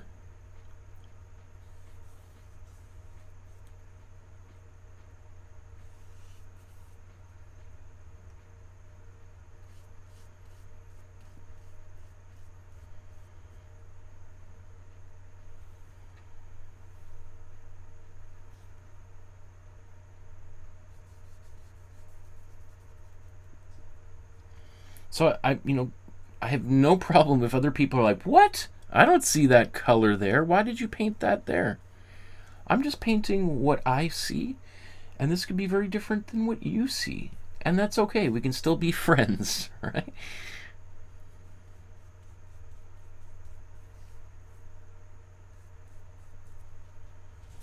Okay, so there's, I think, maybe some of the cool colors that or cool reds that I see anyway.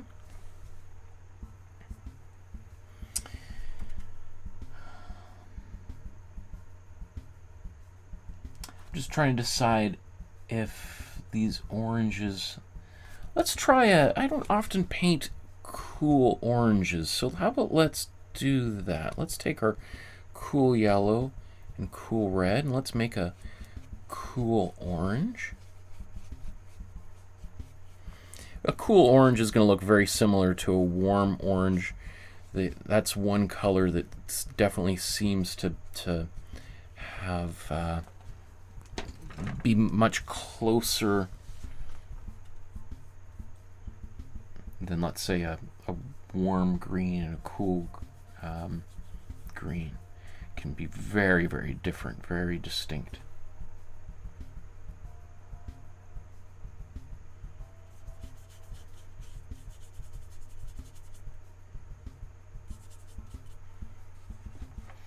So I think part of this process is,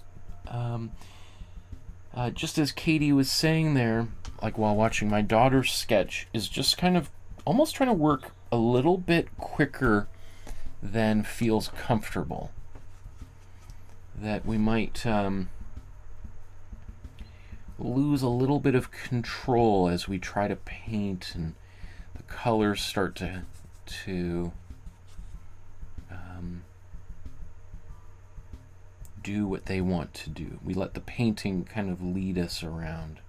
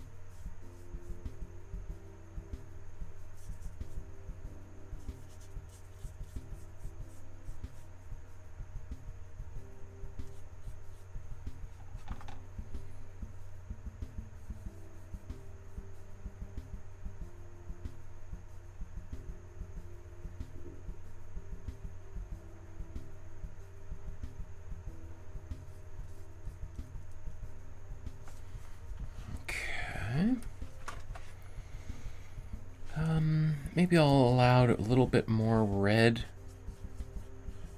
to come into this orange.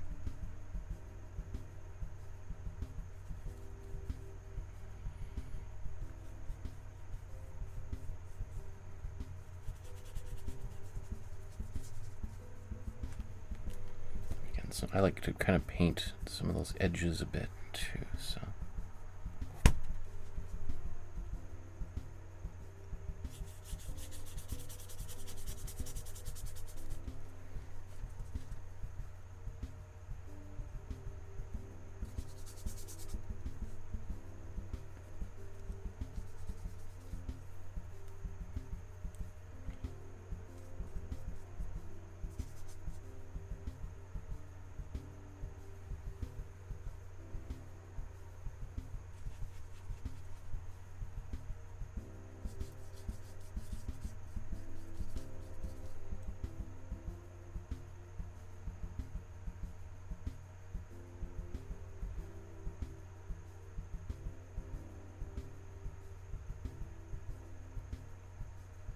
Okay, I think maybe that's good for right now. Let's just clean this brush off.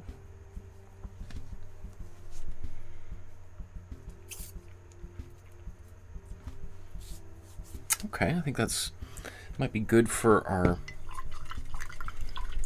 oranges.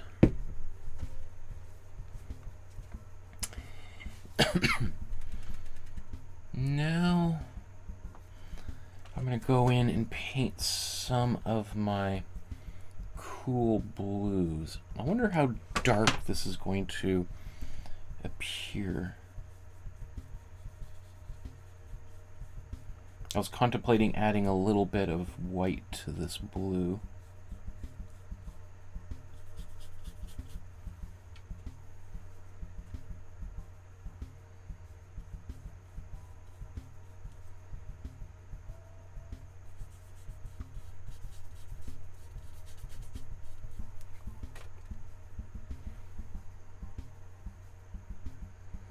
Some of these colors are going to change and get a little bit darker.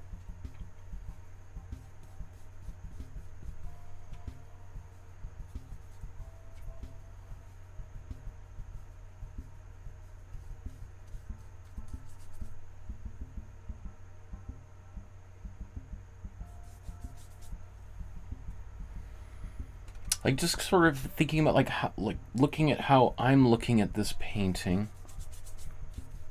I'm just sort of looking at colors. I'm trying to basically paint about as quickly as I can.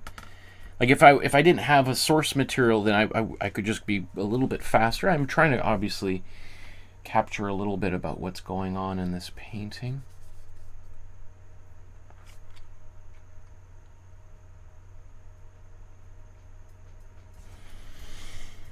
Okay, I like that. Let's take some of our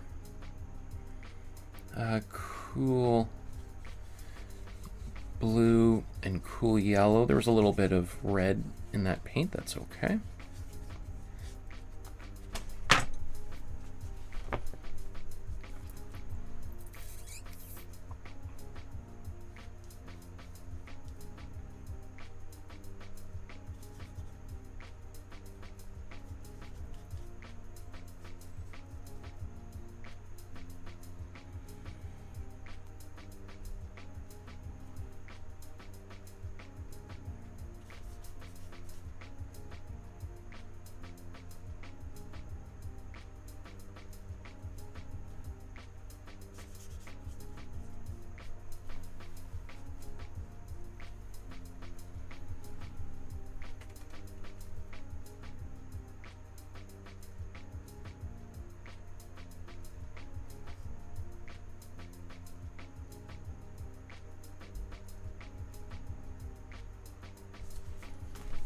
Okay, maybe I'm going to add a lot more blue.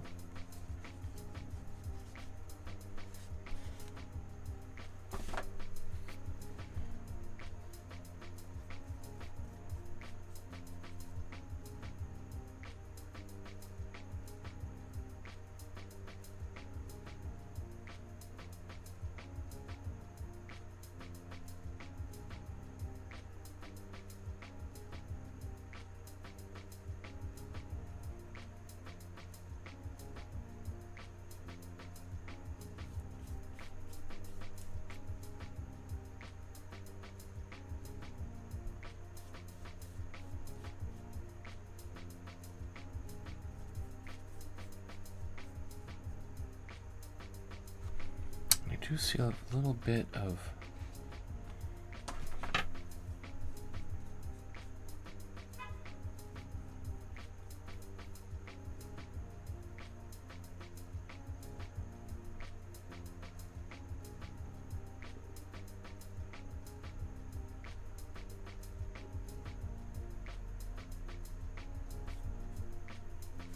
okay.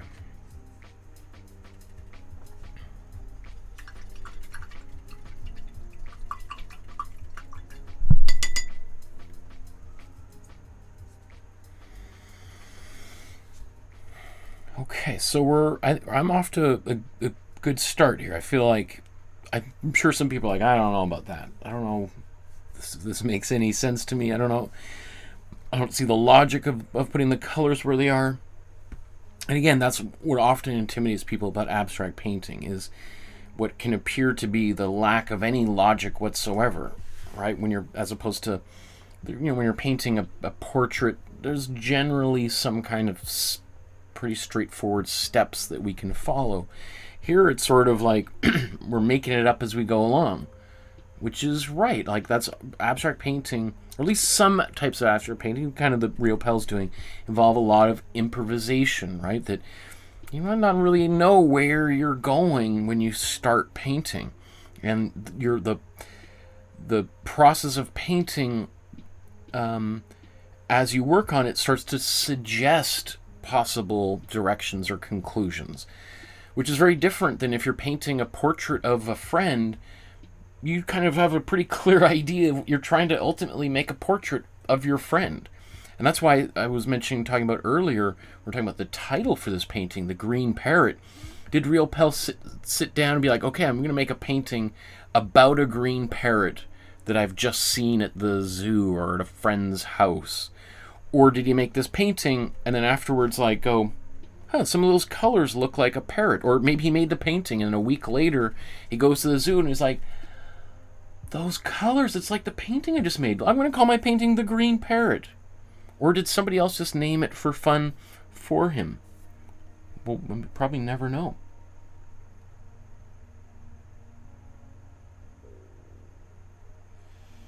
Heidi says, am I the only one who couldn't find the Joan Mitchell class in the Facebook group or Michael's Facebook account? I did forget to post. I realized last night when I was posting, I did write the whole biography and everything, but I forgot to post the link to it. So my apologies for... sometimes when I get out of the practice and the habit of doing these things, it's not until later I'm like, oh, how did I... It's like, I don't know, I paint every day, and there's times where I sit down and I'm like, I forgot my water. Like, how many years have I been doing this? It's such an important part of the process, but, you know, my apologies, Heidi. I'm sorry to... Nothing personal. Wasn't trying to exclude anybody, just dad brain. Okay. So, I think let's go to another chapter here.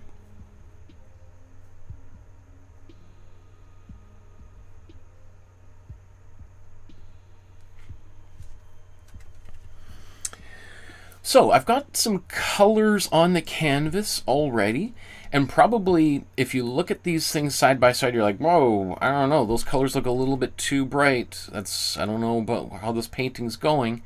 First of all, I do like those bright colors, but I'm not going to judge myself for my painting at this stage, because it's just like I've just got all of the ingredients out of the pantry and I'm about to make cupcakes or something.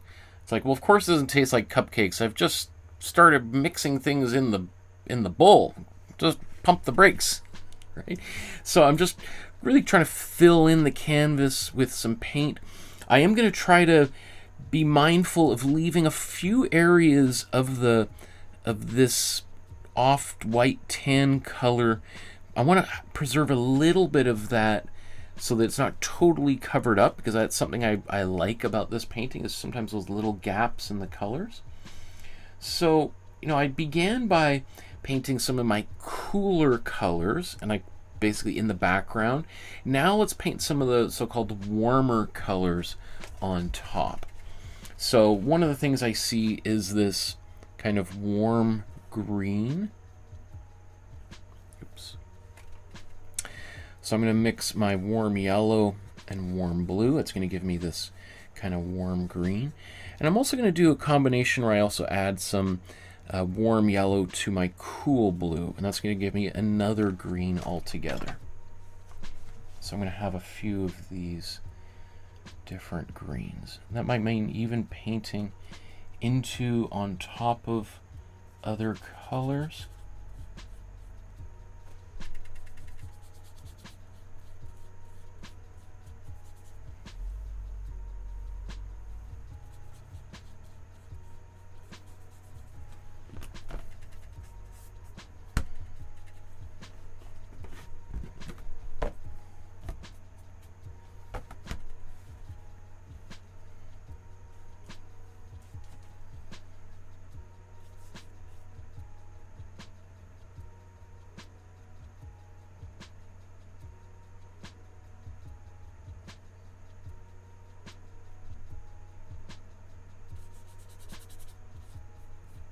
sure I painted that red there. I feel like that's more of a green. But I love how that green and that magenta are interacting. That is pretty cool.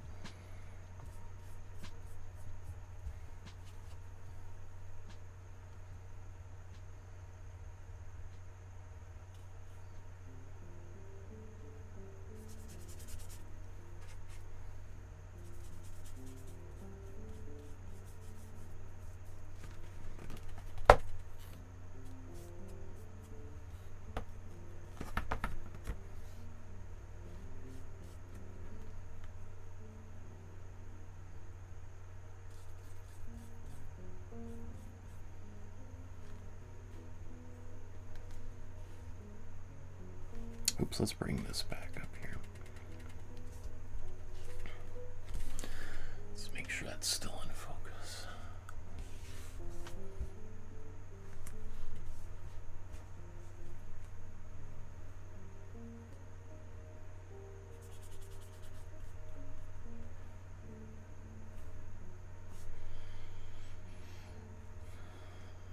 You know, maybe while I'm here too, I'm going to add a little bit of warm red in here, get a little bit of a brownish green going. So this is my warm yellow, my warm blue, and warm red, right? So, but there's a little bit more blue and yellow in here, a little bit less red, so we get this kind of slightly brownish green.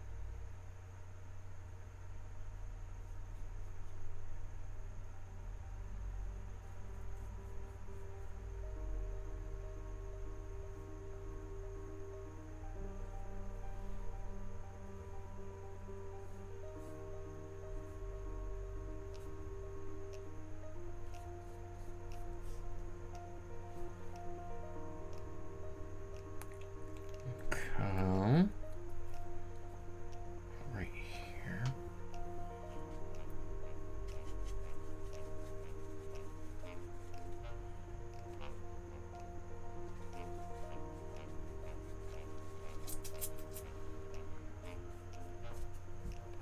So now my color is becoming more brown.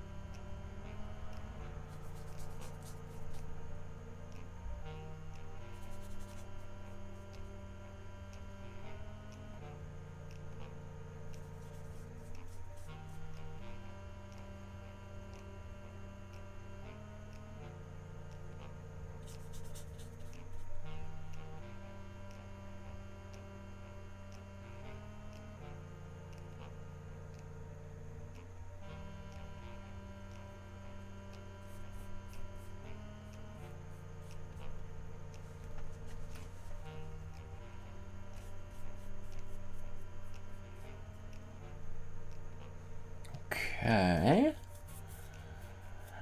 I think I'm gonna just take my warm blue and just start painting with that. It's gonna make it a pretty muddy, dark color, but that's okay too, because that can be kind of nice having a really dark blue starting to appear on palette.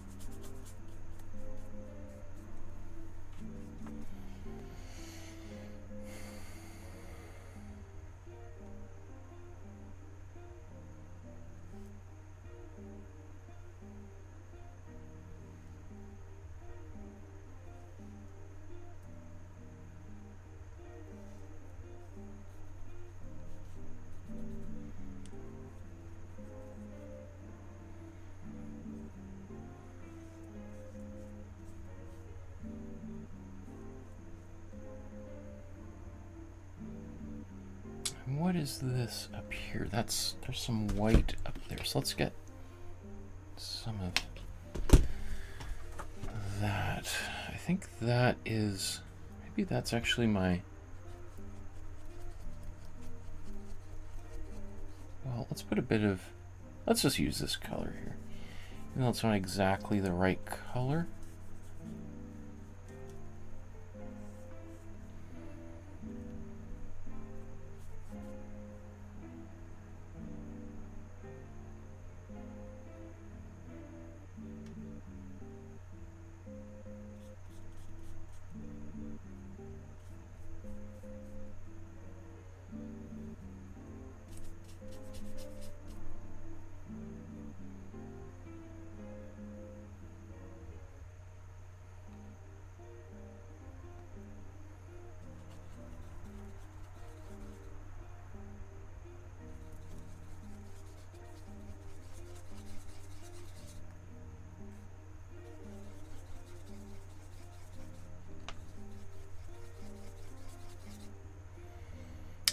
Bit of a gray here.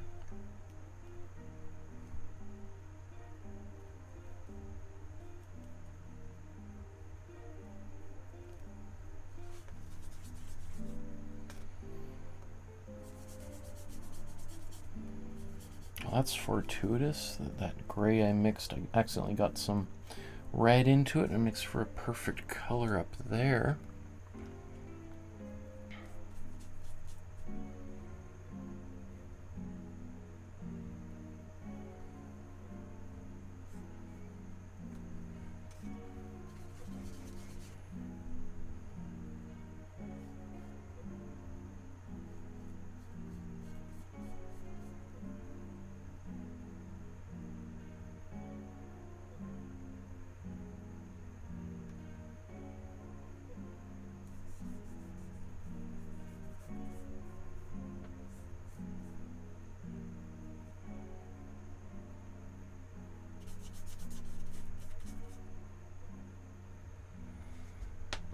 Okay.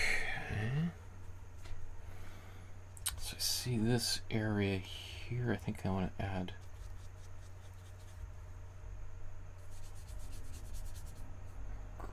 orange there. Maybe it needs to be a bit more orangey.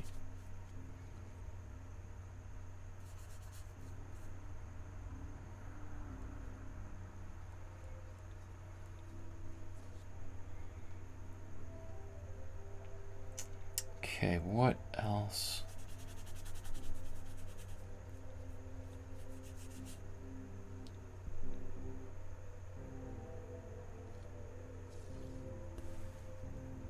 Okay. That might be okay for right now.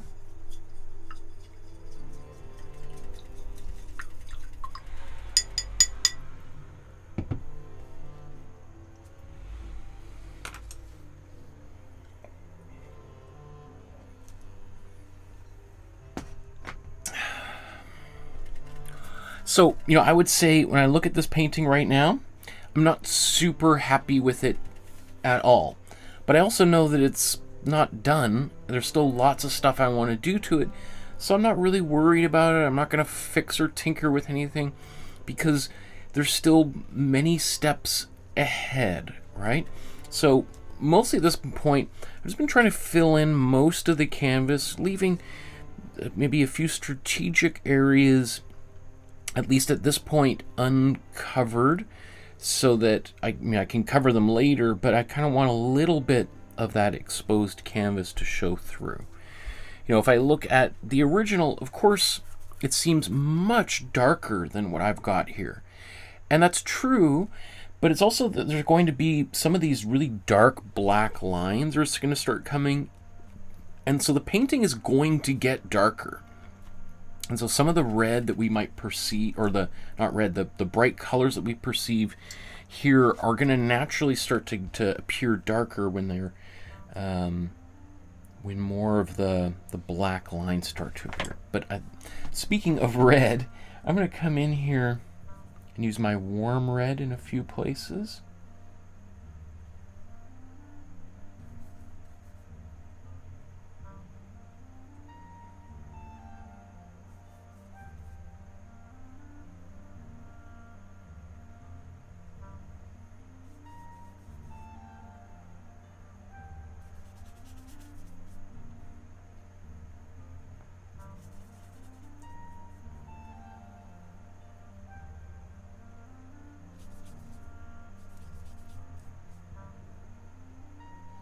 For me, I think one of the interesting things about painting is how when you start layering colors over top of one another, how they, you know, they're not, even if the color's dried underneath, the colors appear to kind of mix and change and develop.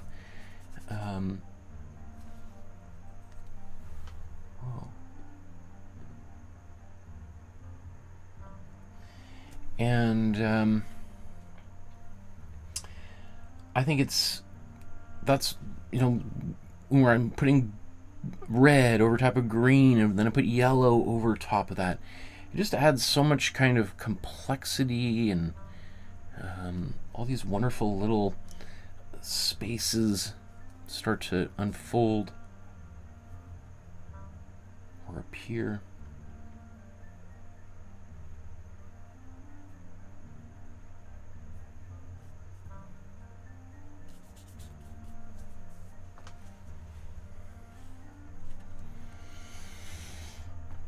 Okay.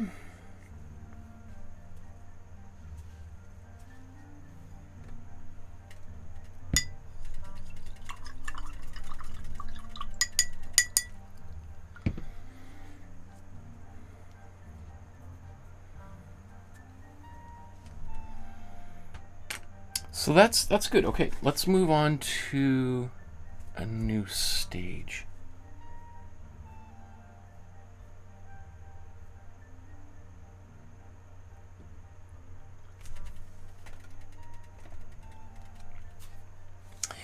So I'm pretty excited. I've got the colors just roughly blocked in. I'm not committed to anything at this point, but I'm now starting to feel like, okay, now I want to go back in and start adding some structure. I could maybe invert these steps and do what I'm about to do now. I could maybe have done that earlier. Personally, I kind of want to play with the paint, quite frankly, a little bit more before I start getting locked down into the structure too much. So this is my original kind of sketch that I made for the composition. I'm going to keep that handy, and I'm also going to go to use some smaller brushes here. I'm going to use some of my smaller brushes, but brushes that, you know, are towards the end of their lifespan, that are kind of bent and frayed a little bit. This is a kind of perfect painting for that, at least at this stage, because smearing the paint in here is really hard on a brush, so I don't want to use a really nice brush for what I'm about to do.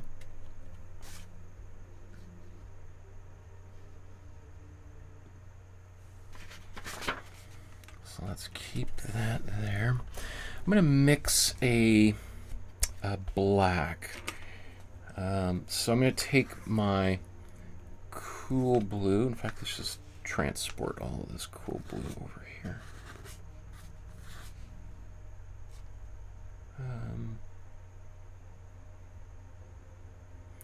Maybe I won't use all of it.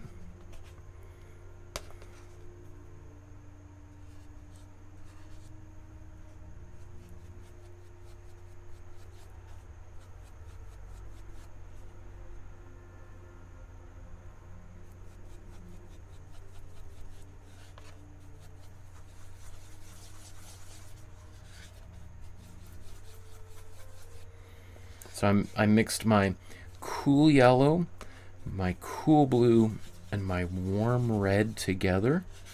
Now if I get those ratios just right, those colors are going to cancel each other out and just turn into black, like this here. I think this might be a little bit on the purple side of things. Slightly purplish. I can add a little bit more yellow to pull that purple back towards the center of the color wheel. There we go. Not that I don't mind a purplish black.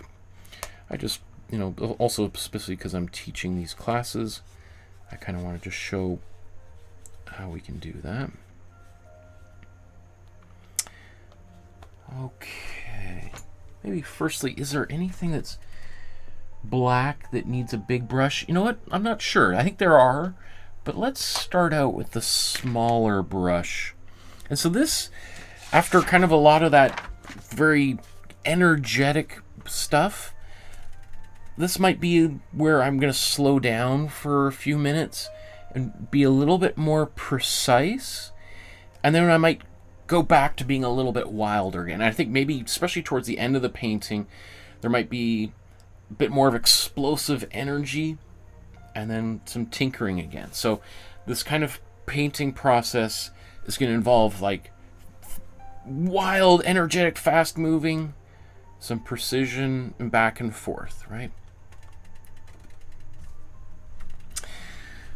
So I'm going to take this black that I've mixed and let's just sort of look at areas, like basically I'm going to try to draw some of these lines back in.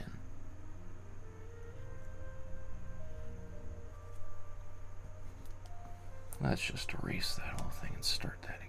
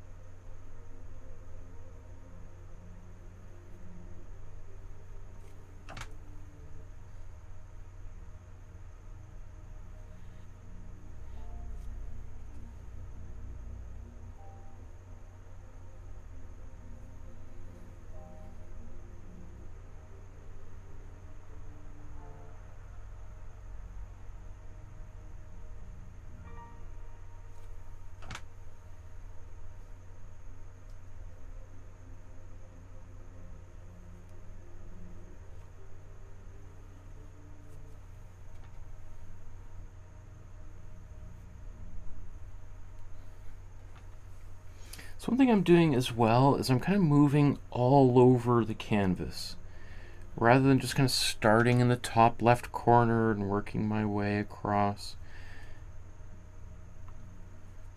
You know, this type of painting is sometimes called like all over painting, where I'm kind of painting all over, right? I'm not just like I'm tackling the whole thing simultaneously.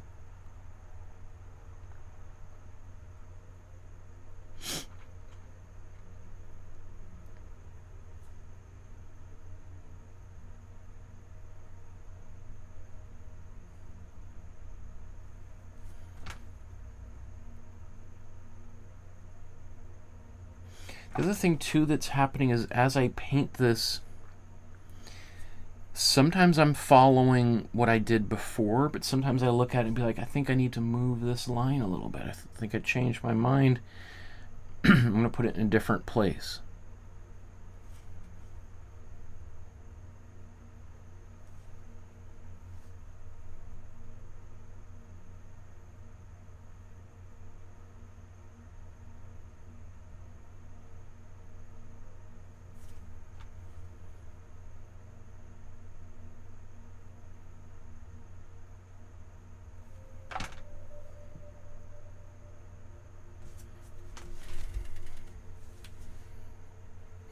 And that's almost kind of done as almost like a way of confusing myself so that I don't kind of get too wrapped up in trying to do this all perfectly.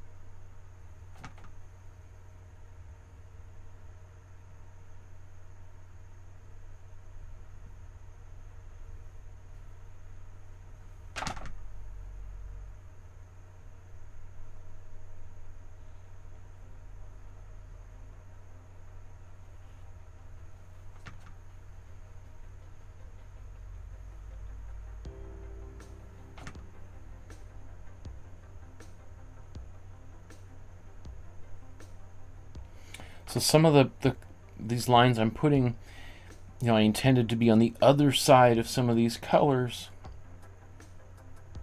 but that's just not the way that, as I'm painting it, makes sense at the moment.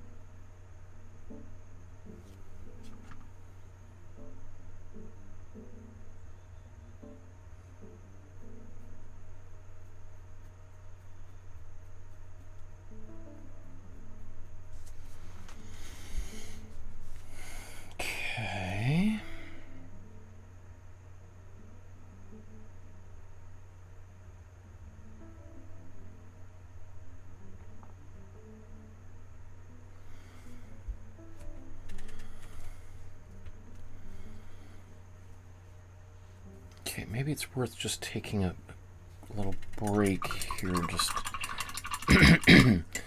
looking at these.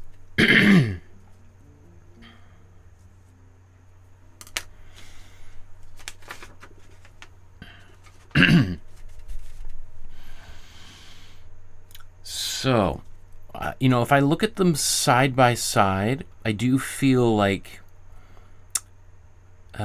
again, still my painting feels a little bit on the brighter side, and that's okay. I need to add some white back into it. I also need to get, I think mine has got a bit more orangey qualities and blues. I think we need to get a bit more green going on in here. I think a bit more of those warmer greens.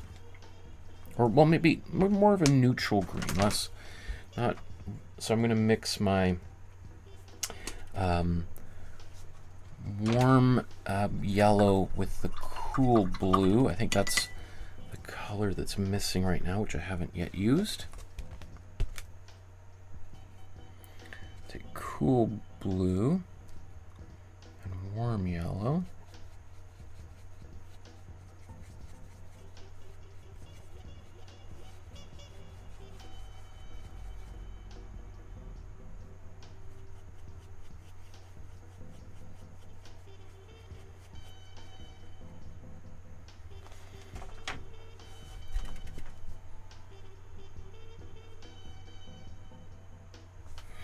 Looks like there's also maybe a little bit of white in here. And I think a little bit of red. I think there's a slightly brownish quality to some of these greens.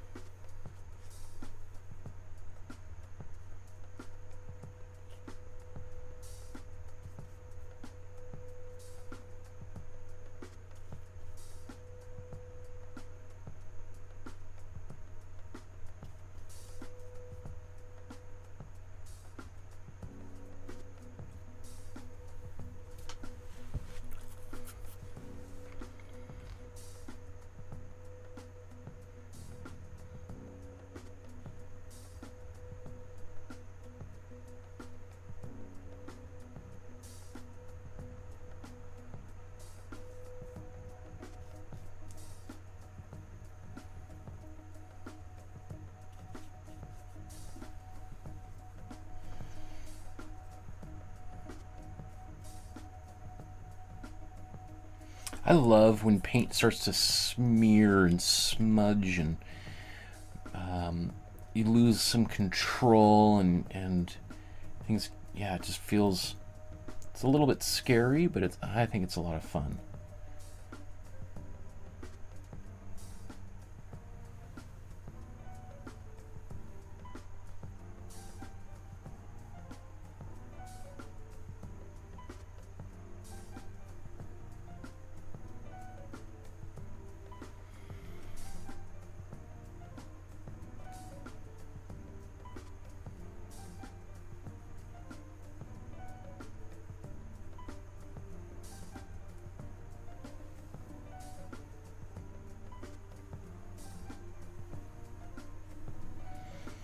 So again, this is my warm yellow, cool blue, and a little bit of white in there as well.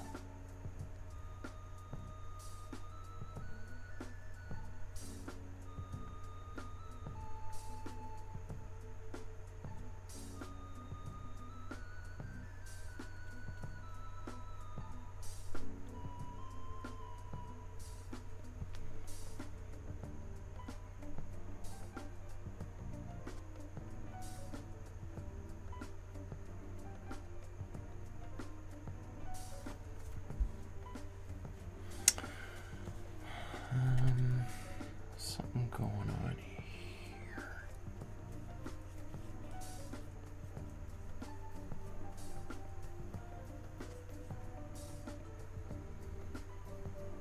That's going to get orange again.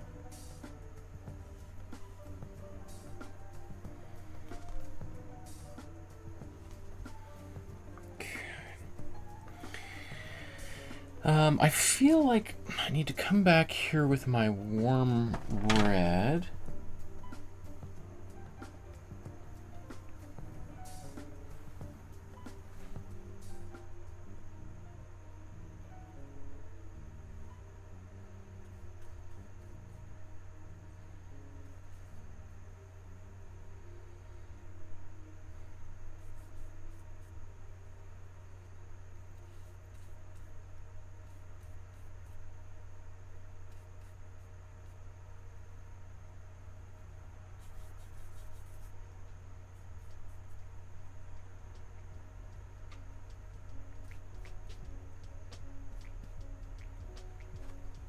Let's mix some warm red and warm yellow.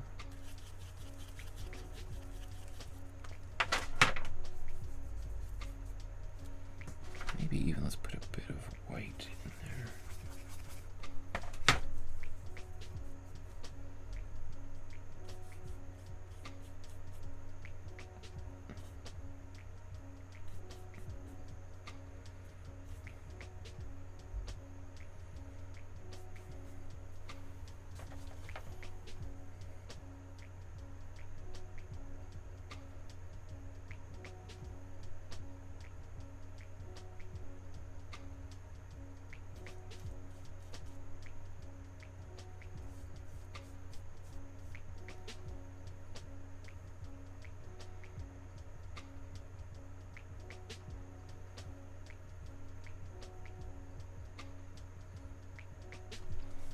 Okay. Now how about let's just take our warm blue and start attacking this thing here.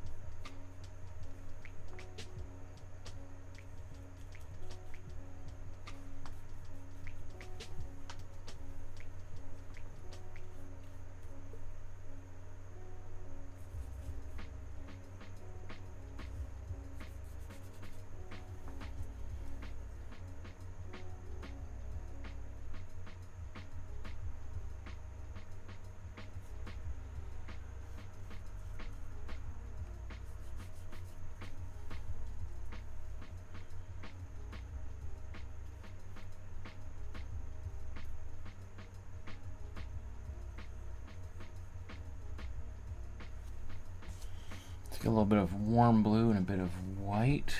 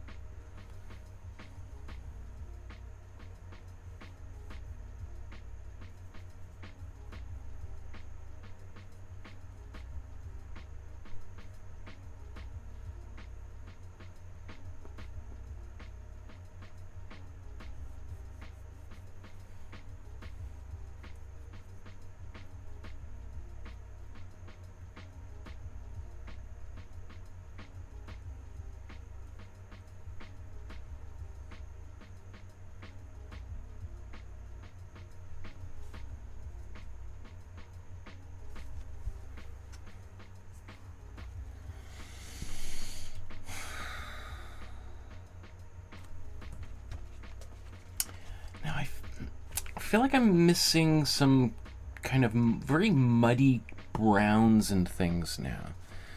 So let's get let's make a cool brown for a change. Let's take our oops, that's pretty orange.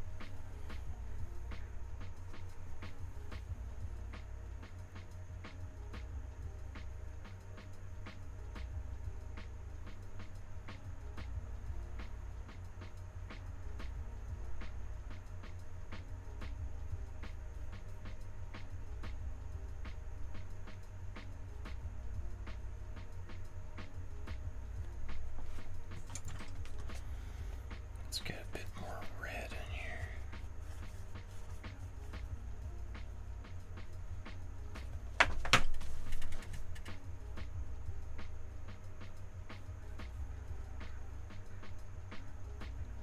You know, there's definitely some places I feel like I keep painting and I paint a different color and I paint another color and I paint another color back and forth over and over and over again.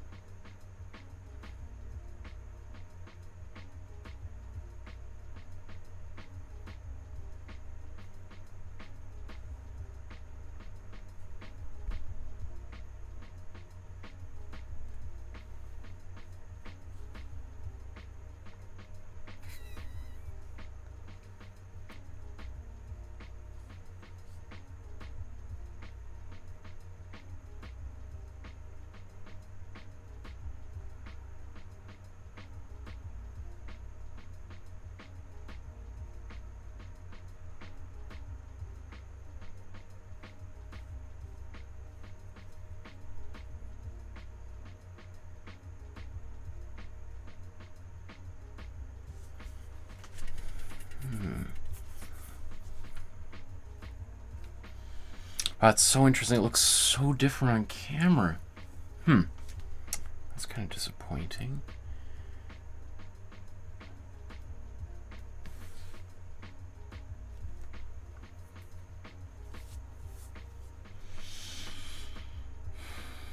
Okay, maybe it's time to just start painting with some white in here.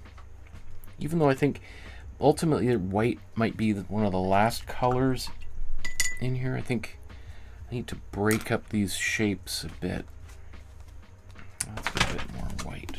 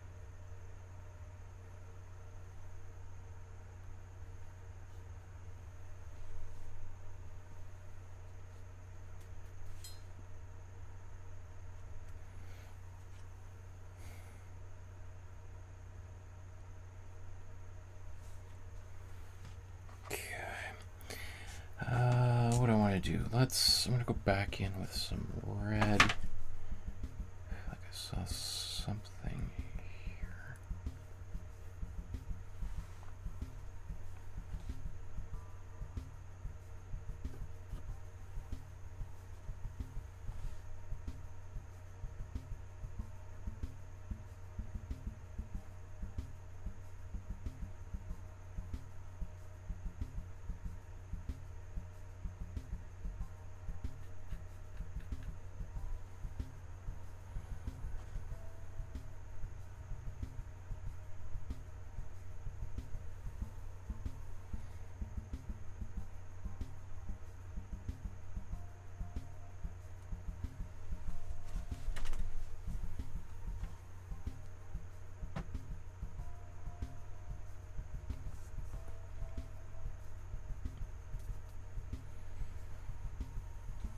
Take my cool red, paint with that for a few seconds here.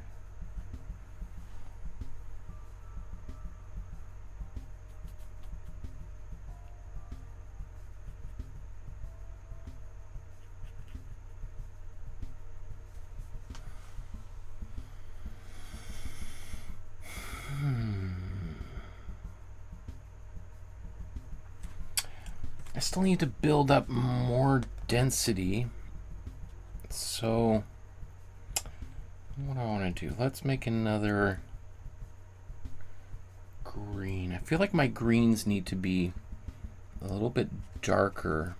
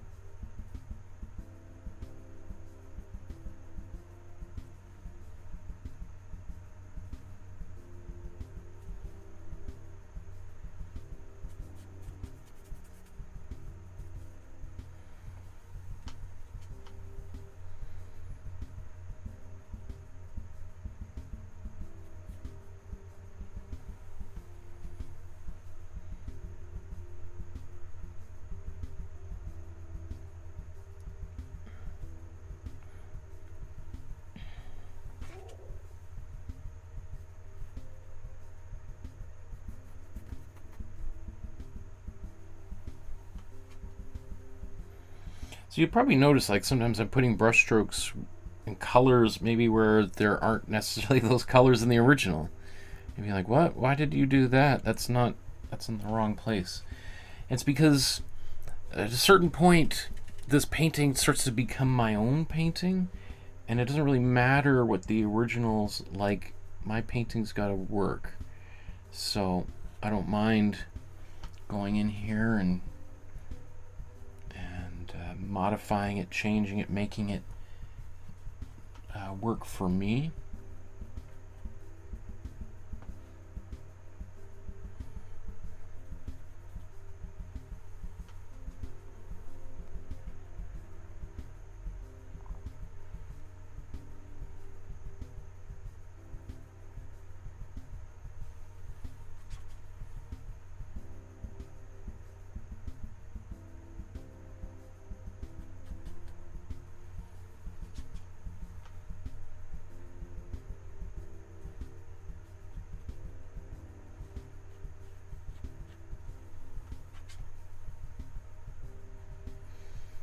Got to deal with some of this white. I'm not so happy with how I placed it, so I might just try to kind of clean it up a little bit.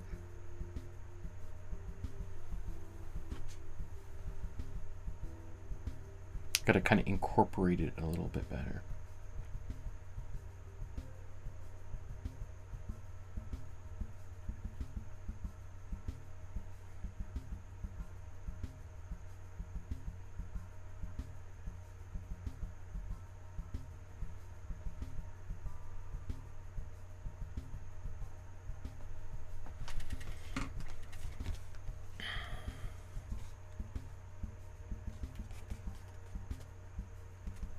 Kind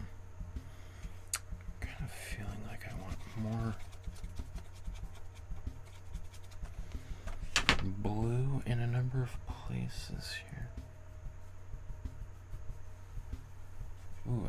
this green. This is my cool blue and warm yellow.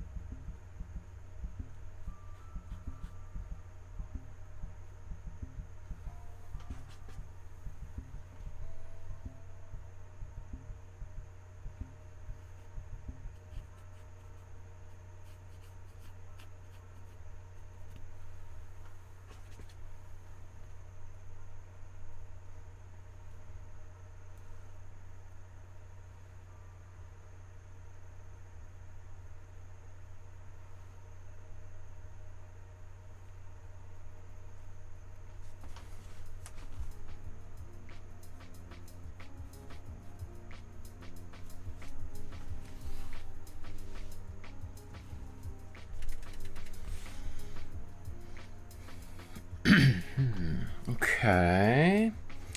Maybe next, let's go. You know what? Let's do another chapter.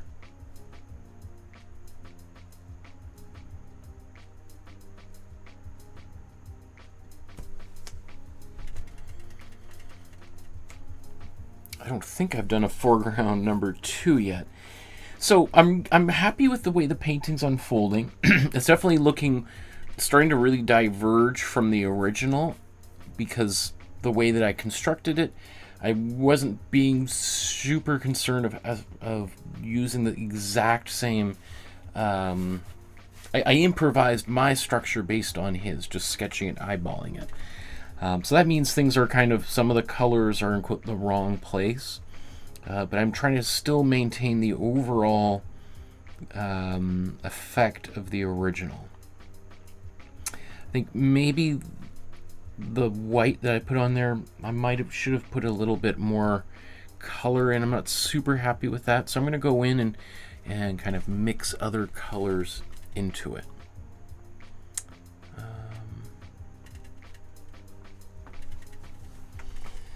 Oh, my eyes are a little bit crossed. Barbara says, hello everyone. Hey peeps, what's this all about then? Loving the free and colorful vibes. Barbara says, this is a treat, Michael. 2 lessons in 1 week. I don't think this one's for me.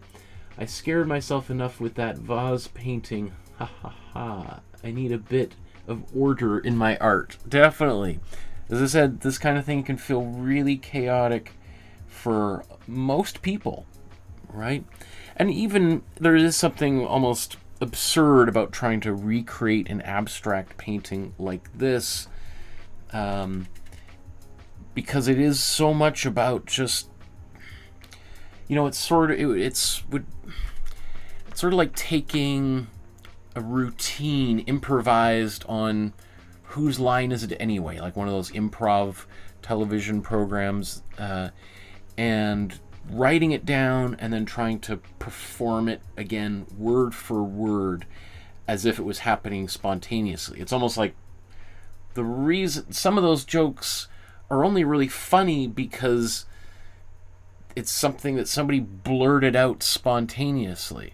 And if it was recited, if it was practiced and then recited word for word, it would seem like, well, that's an odd choice of words. Like, certainly if you were going to write it, there might be a better way of putting it. But the words that somebody spat out at the moment are funny because they just are kind of barfed out almost beyond the will of the performer. So it's the same sort of thing here, like trying to hew too closely to the original seems almost a little bit absurd and kills the energy. Okay, but I still feel like something is missing. I mean, I do feel like I really got to play with these cameras, because like that color here, that's pretty much exactly what I see on my screen, and yet I look at it here and this looks like really yellowy, whereas it's kind of orangey. So it's kind of the infinite kind of struggle I feel like with doing this. Okay. I'm going to take a bit more of my cool blue.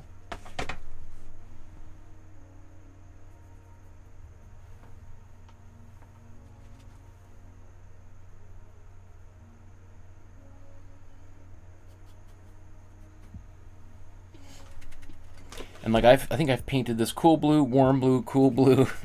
Like this might be my third or fourth time. So it's a little bit of ping-ponging back and forth as more colors appear or other colors appear adjacent to them. I think, well, oh, well, now that color's got to change back. Right, same thing here. That was warm blue. It's now gone back to cool.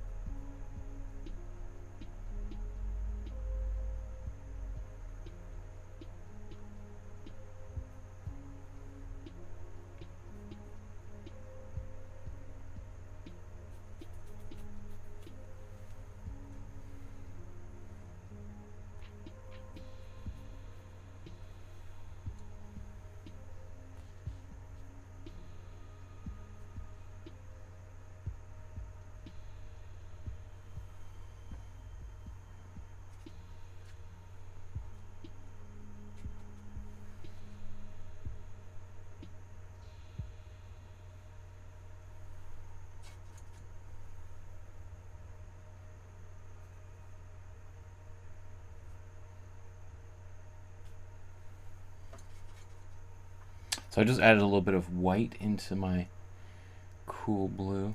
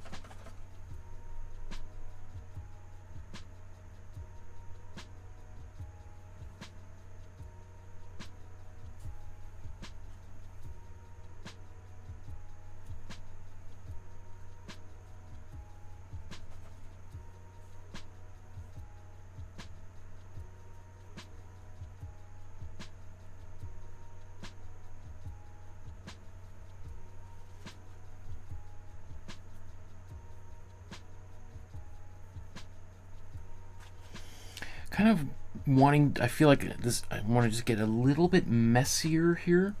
I feel it's like feeling a little bit too controlled, and so I'm kind of deliberately, like with a brushstroke like that, putting it maybe in the wrong place just to kind of like shake it up. Like that's, you know, like for instance, let's put another one. I think something needs to happen right here.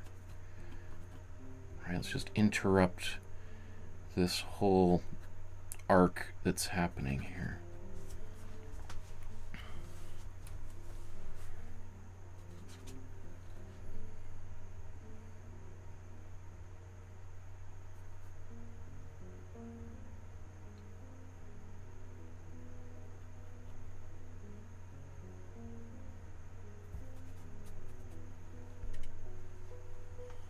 That's starting to feel better. Kind of breaking up some of the things that just seem were getting too organized.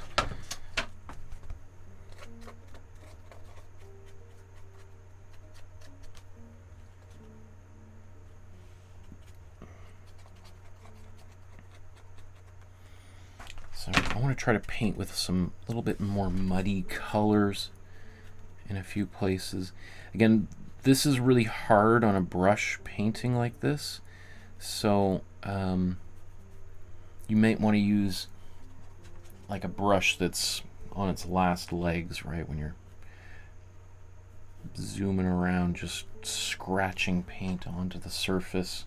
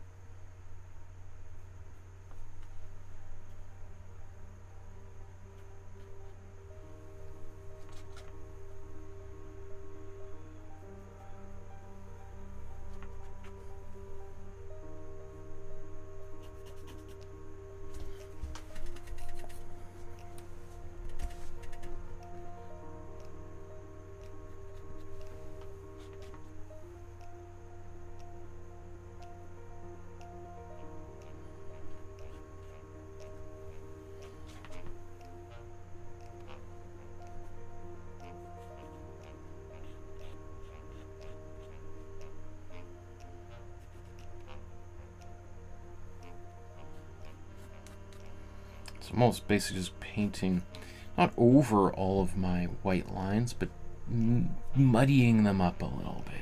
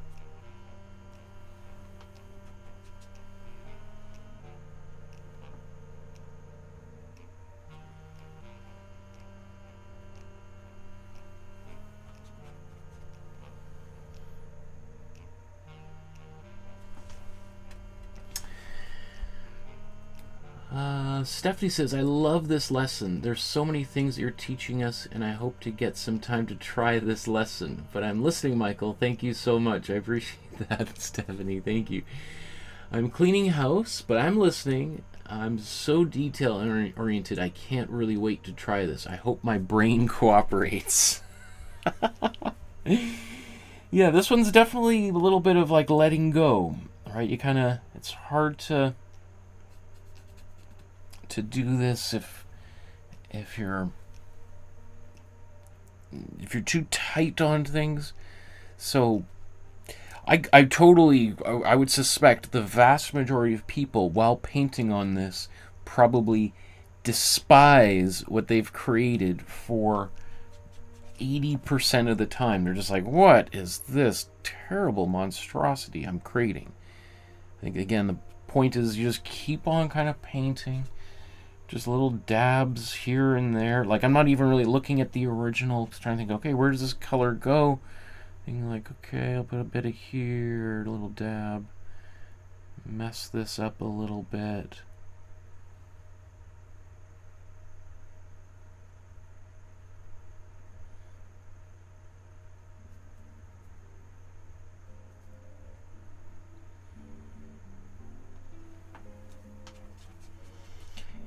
And the more I kind of allow it to get a bit messier, the more it's actually feeling better.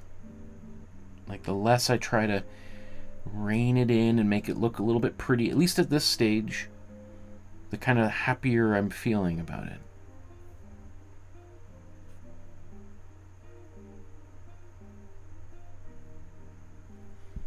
Okay, again.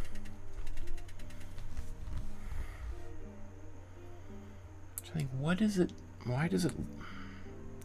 It must be the reds. Oddly enough, I feel like I've got a lot of red on my picture, but it's looking more orangey on camera. So I just have to keep that in mind.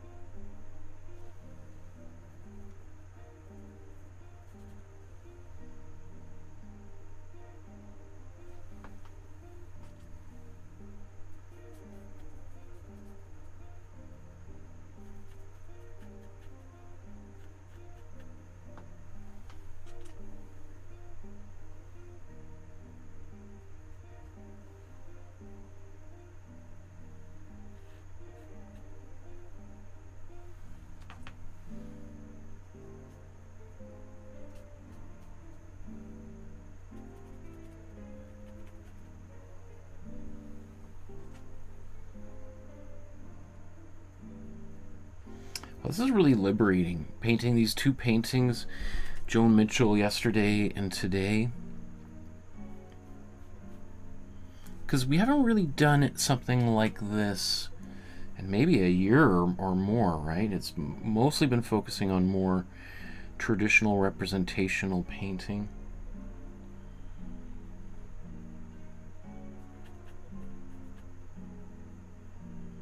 And this is just a wildly different approach to making art.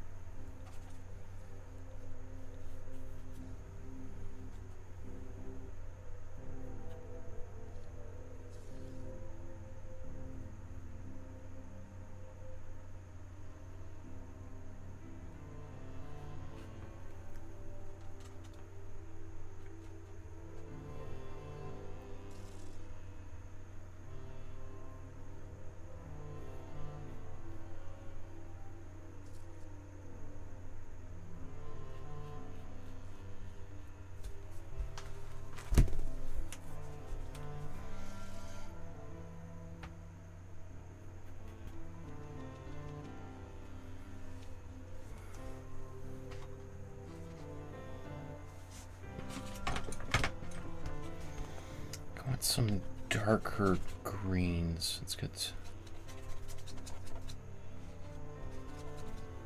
maybe some cool blue and warm blue in this mixture.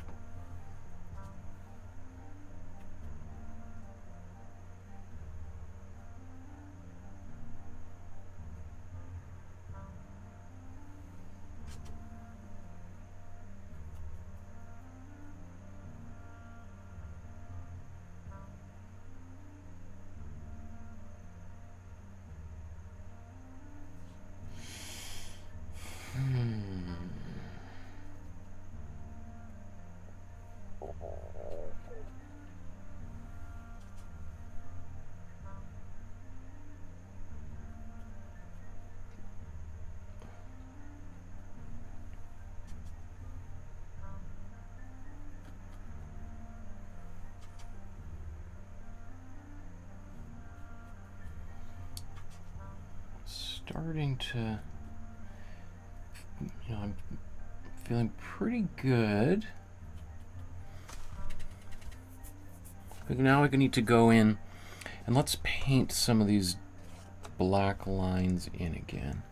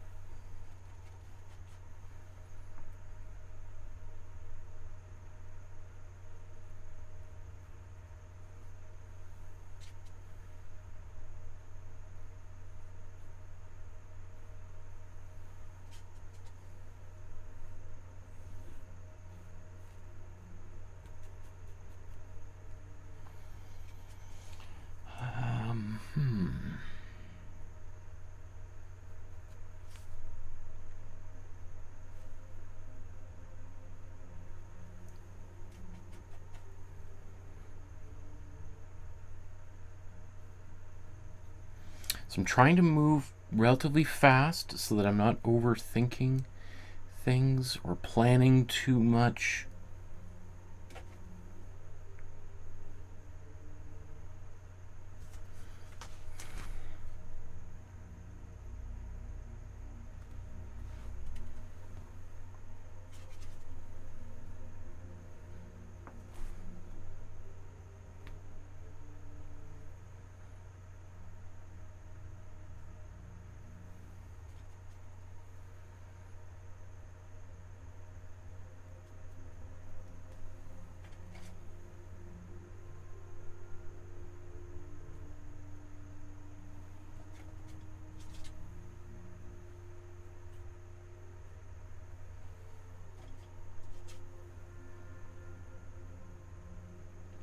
It's funny, like this reminds me, I used to have a similar style almost to this.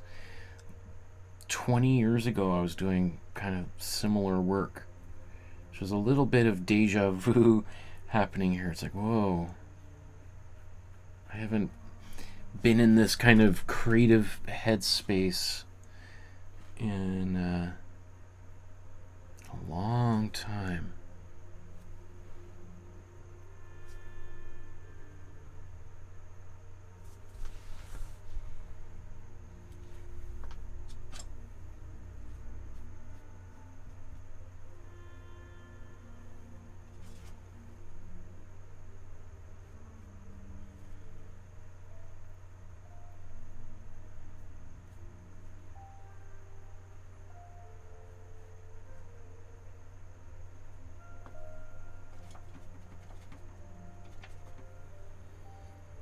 There is lots of stuff. Like, I feel like these areas on the outer sides are a little bit calmer and more relaxed, and then when we get into this is where I feel like there's congestion or something here.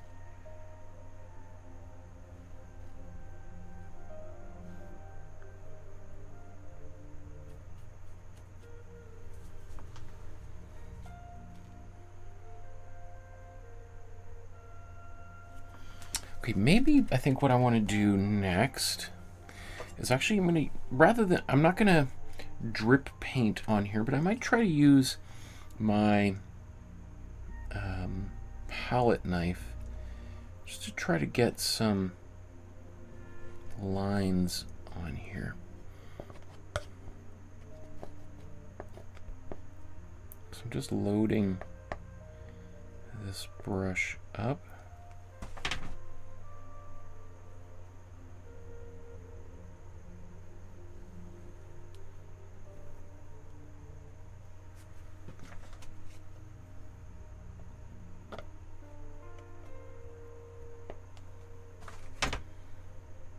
Where's this other one coming? Right down from up here, I think.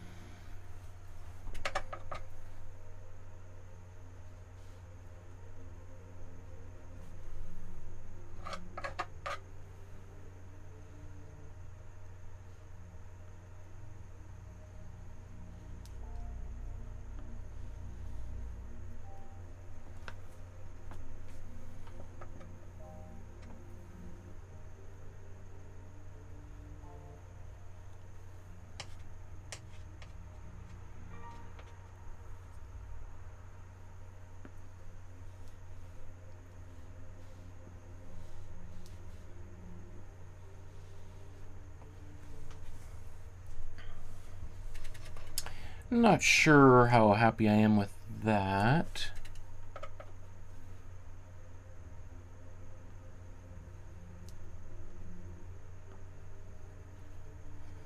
It's okay though.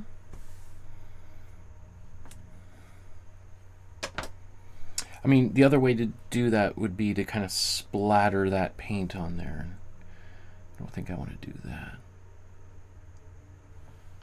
Let's just keep going here.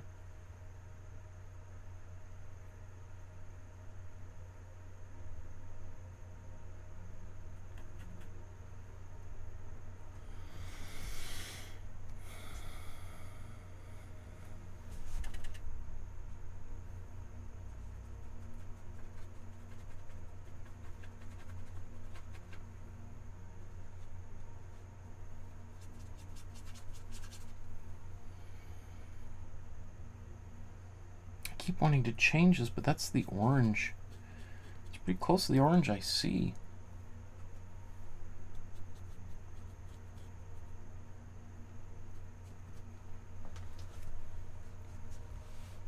I mean, that looks better on camera, but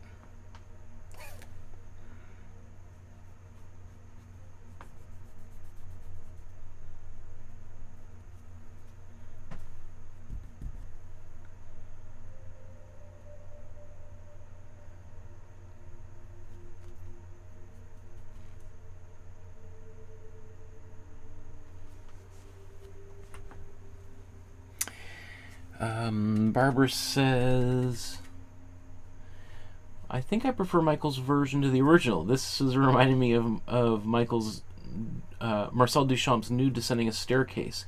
And yes, this style reminds me of your work, Michael. Are you still painting commissions? Not really so much any at the moment. I kind of told myself I got to finish my graphic novel before I start doing anything else new. I gotta learn to say no to things because I keep pushing that thing down the line, and I think it won't get done unless I get it done. So I gotta focus on that. I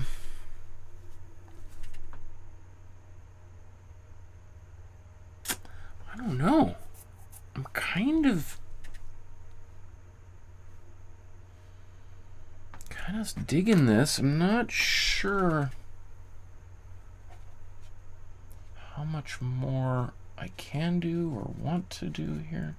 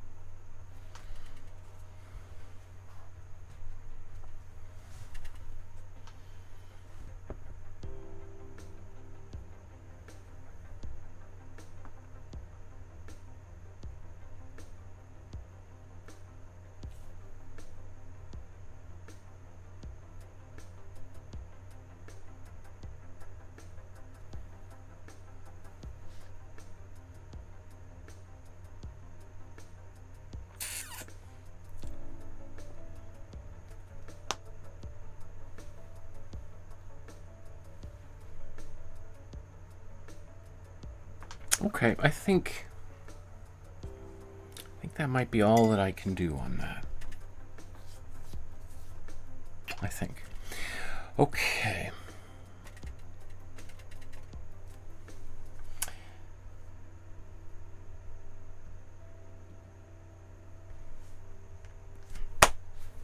So we've reached the end of our session today, where I just can't think about where to put another brushstroke. And that's usually a sign that the painting's done, and you're like, I don't know what else to do, right? So that's a good reason to stop making a painting. Sometimes afterwards, a new thought occurs, and you're like, oh, okay, that needs a little bit more of this and that. But I'm pretty happy with the way this turned out. Again, it's definitely diverged from the original quite dramatically. Before we look at them side by side, I just want a quick reminder to like, subscribe, and hit that notification bell so you know when these kind of extra episodes that aren't usually on my regular schedule, which I don't know what my regular schedule is anymore. And if you want to support the channel with a small donation, use the QR code there. You can scan that or type that into your browser, and this will take you to this page where you can safely, securely donate to support the channel. Other ways you can support the channel is with an e-transfer using your email, or send in a letter in the mail with a check, old-fashioned style. To contact me that way, my email is on the Facebook group and on my website. Those links are down below. You just have to do that extra little step just for security so I don't get totally bombarded with trolls. Also, again, strongly encourage you to join our Facebook group. Upload whatever you've created to the Facebook group so that I can give you some free feedback in our next bonus episode. Potentially, that will be about a month from now. As well as there's lots of active people on that Facebook group who will give you advice. People who've heard me say maybe the same things about their artwork that they can share with you, because they're like, Michael says this to everybody, you should do this. So sometimes that's really, really helpful. It's also a very supportive group, people who have been there and done that, especially if you're at the beginning of your painting journey. It might sound really intimidating, but there's lots of people who are watching right now who've been in the same shoes as you are in right now and have managed to get far enough that where they start to feel comfortable sharing their artwork, and I think you should take inspiration from them as well. So, having said all of that, let's look at the original by the master. And then let's look at this version by the apprentice. Okay, so obviously there's some kind of quite major differences. Some of the colors, composition, things that are just very different than the original. But I hope that some of the spirit and the energy in Jean-Paul Riopelle's original here has come through to the surface. I would actually say maybe mine has a little bit more texture than the original painting. His is done very confidently, and there is texture to it, but I don't think there's quite as much as I've built up here. Again, with acrylic paints, though, as this dries, the texture is going to be reduced somewhat. Okay, well, how about let's zoom in on both of them. Heidi says, Michael, was this piece originally done with knife or palette or brush? Like palette knife or brush? It was done with paintbrush. This is one of the last paintings that he did using a paintbrush before he began using a palette knife kind of pretty much full-time for the next like 30 years or so of his career. It's a great question.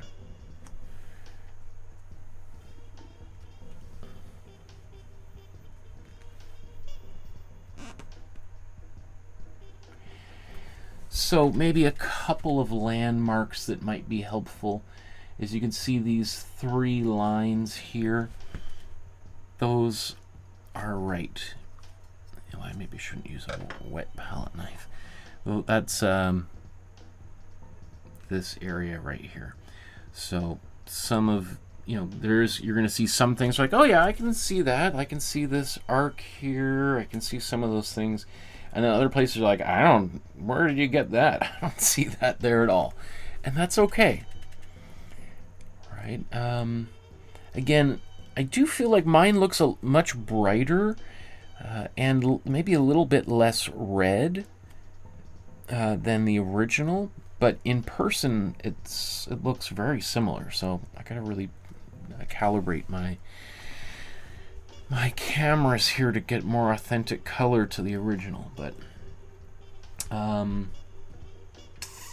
you know, a couple things that I'm less happy with. You know, these white lines that I did use a palette knife to do, those are actual drips.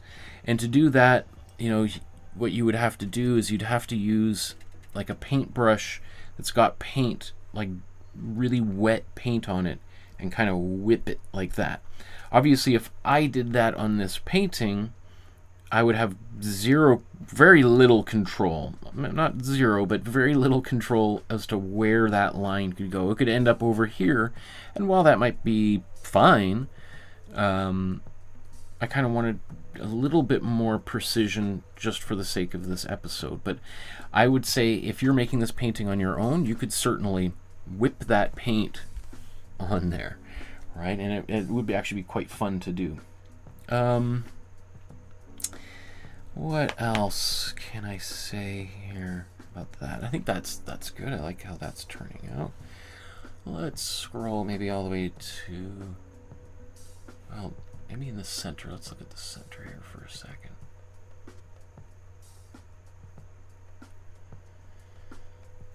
So once again, we can see, you know, just in terms of some landmarks, this arc right here is this line there, this line here being there.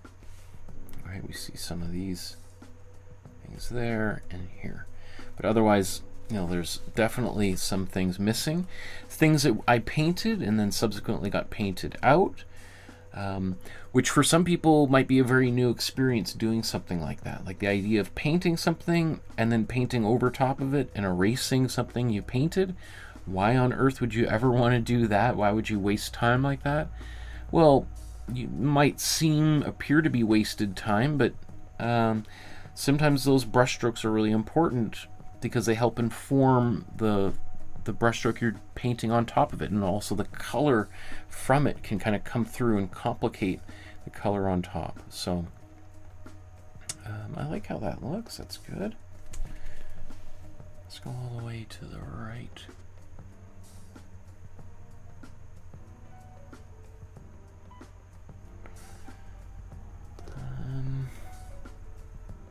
I think some of these colors, especially in the bottom right, are definitely a bit more muted in his than mine. My colors got a little bit wilder over here, whereas his palette is a little bit more earthy than mine.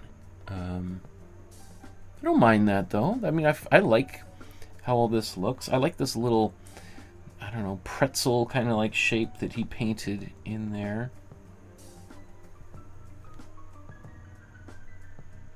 You know, I even kind of like these little brush strokes. I like how I was able to preserve that throughout the painting, because it is a little bit different area than everything else. So sometimes just something striking like that might be the thing that pulls people into the painting initially.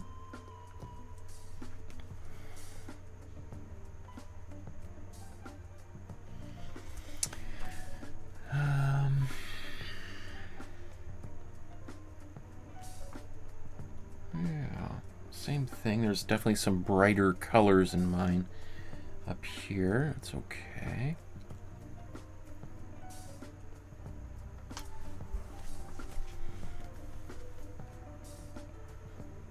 I actually, especially in the original, I really like this little thing here. In fact, I'm just gonna emphasize that a little bit more. And take my warm red.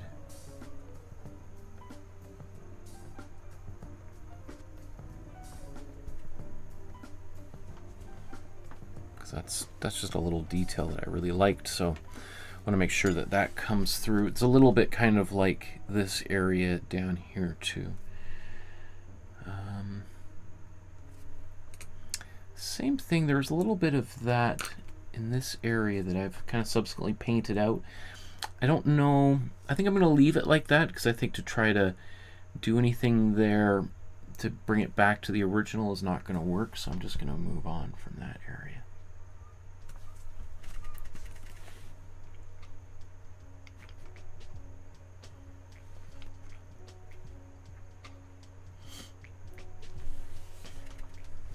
Okay, and then ending over here in the top left corner of the painting. Like there's definitely a lot of little differences I see in here. Because I kept coming back to it. This looks very different on camera than it does in person. So I kept noodling around in here, and so I'm happy with the way it looks, but it definitely has taken on slightly different qualities from the original. So you're probably noticing lots of little changes happening here. But, you know, it is what it is. Okay.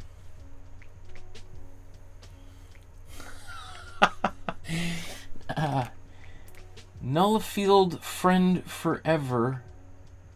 Nullified Friend Forever says, no way, he's live again. That's great. I love it. I love it. Yes way.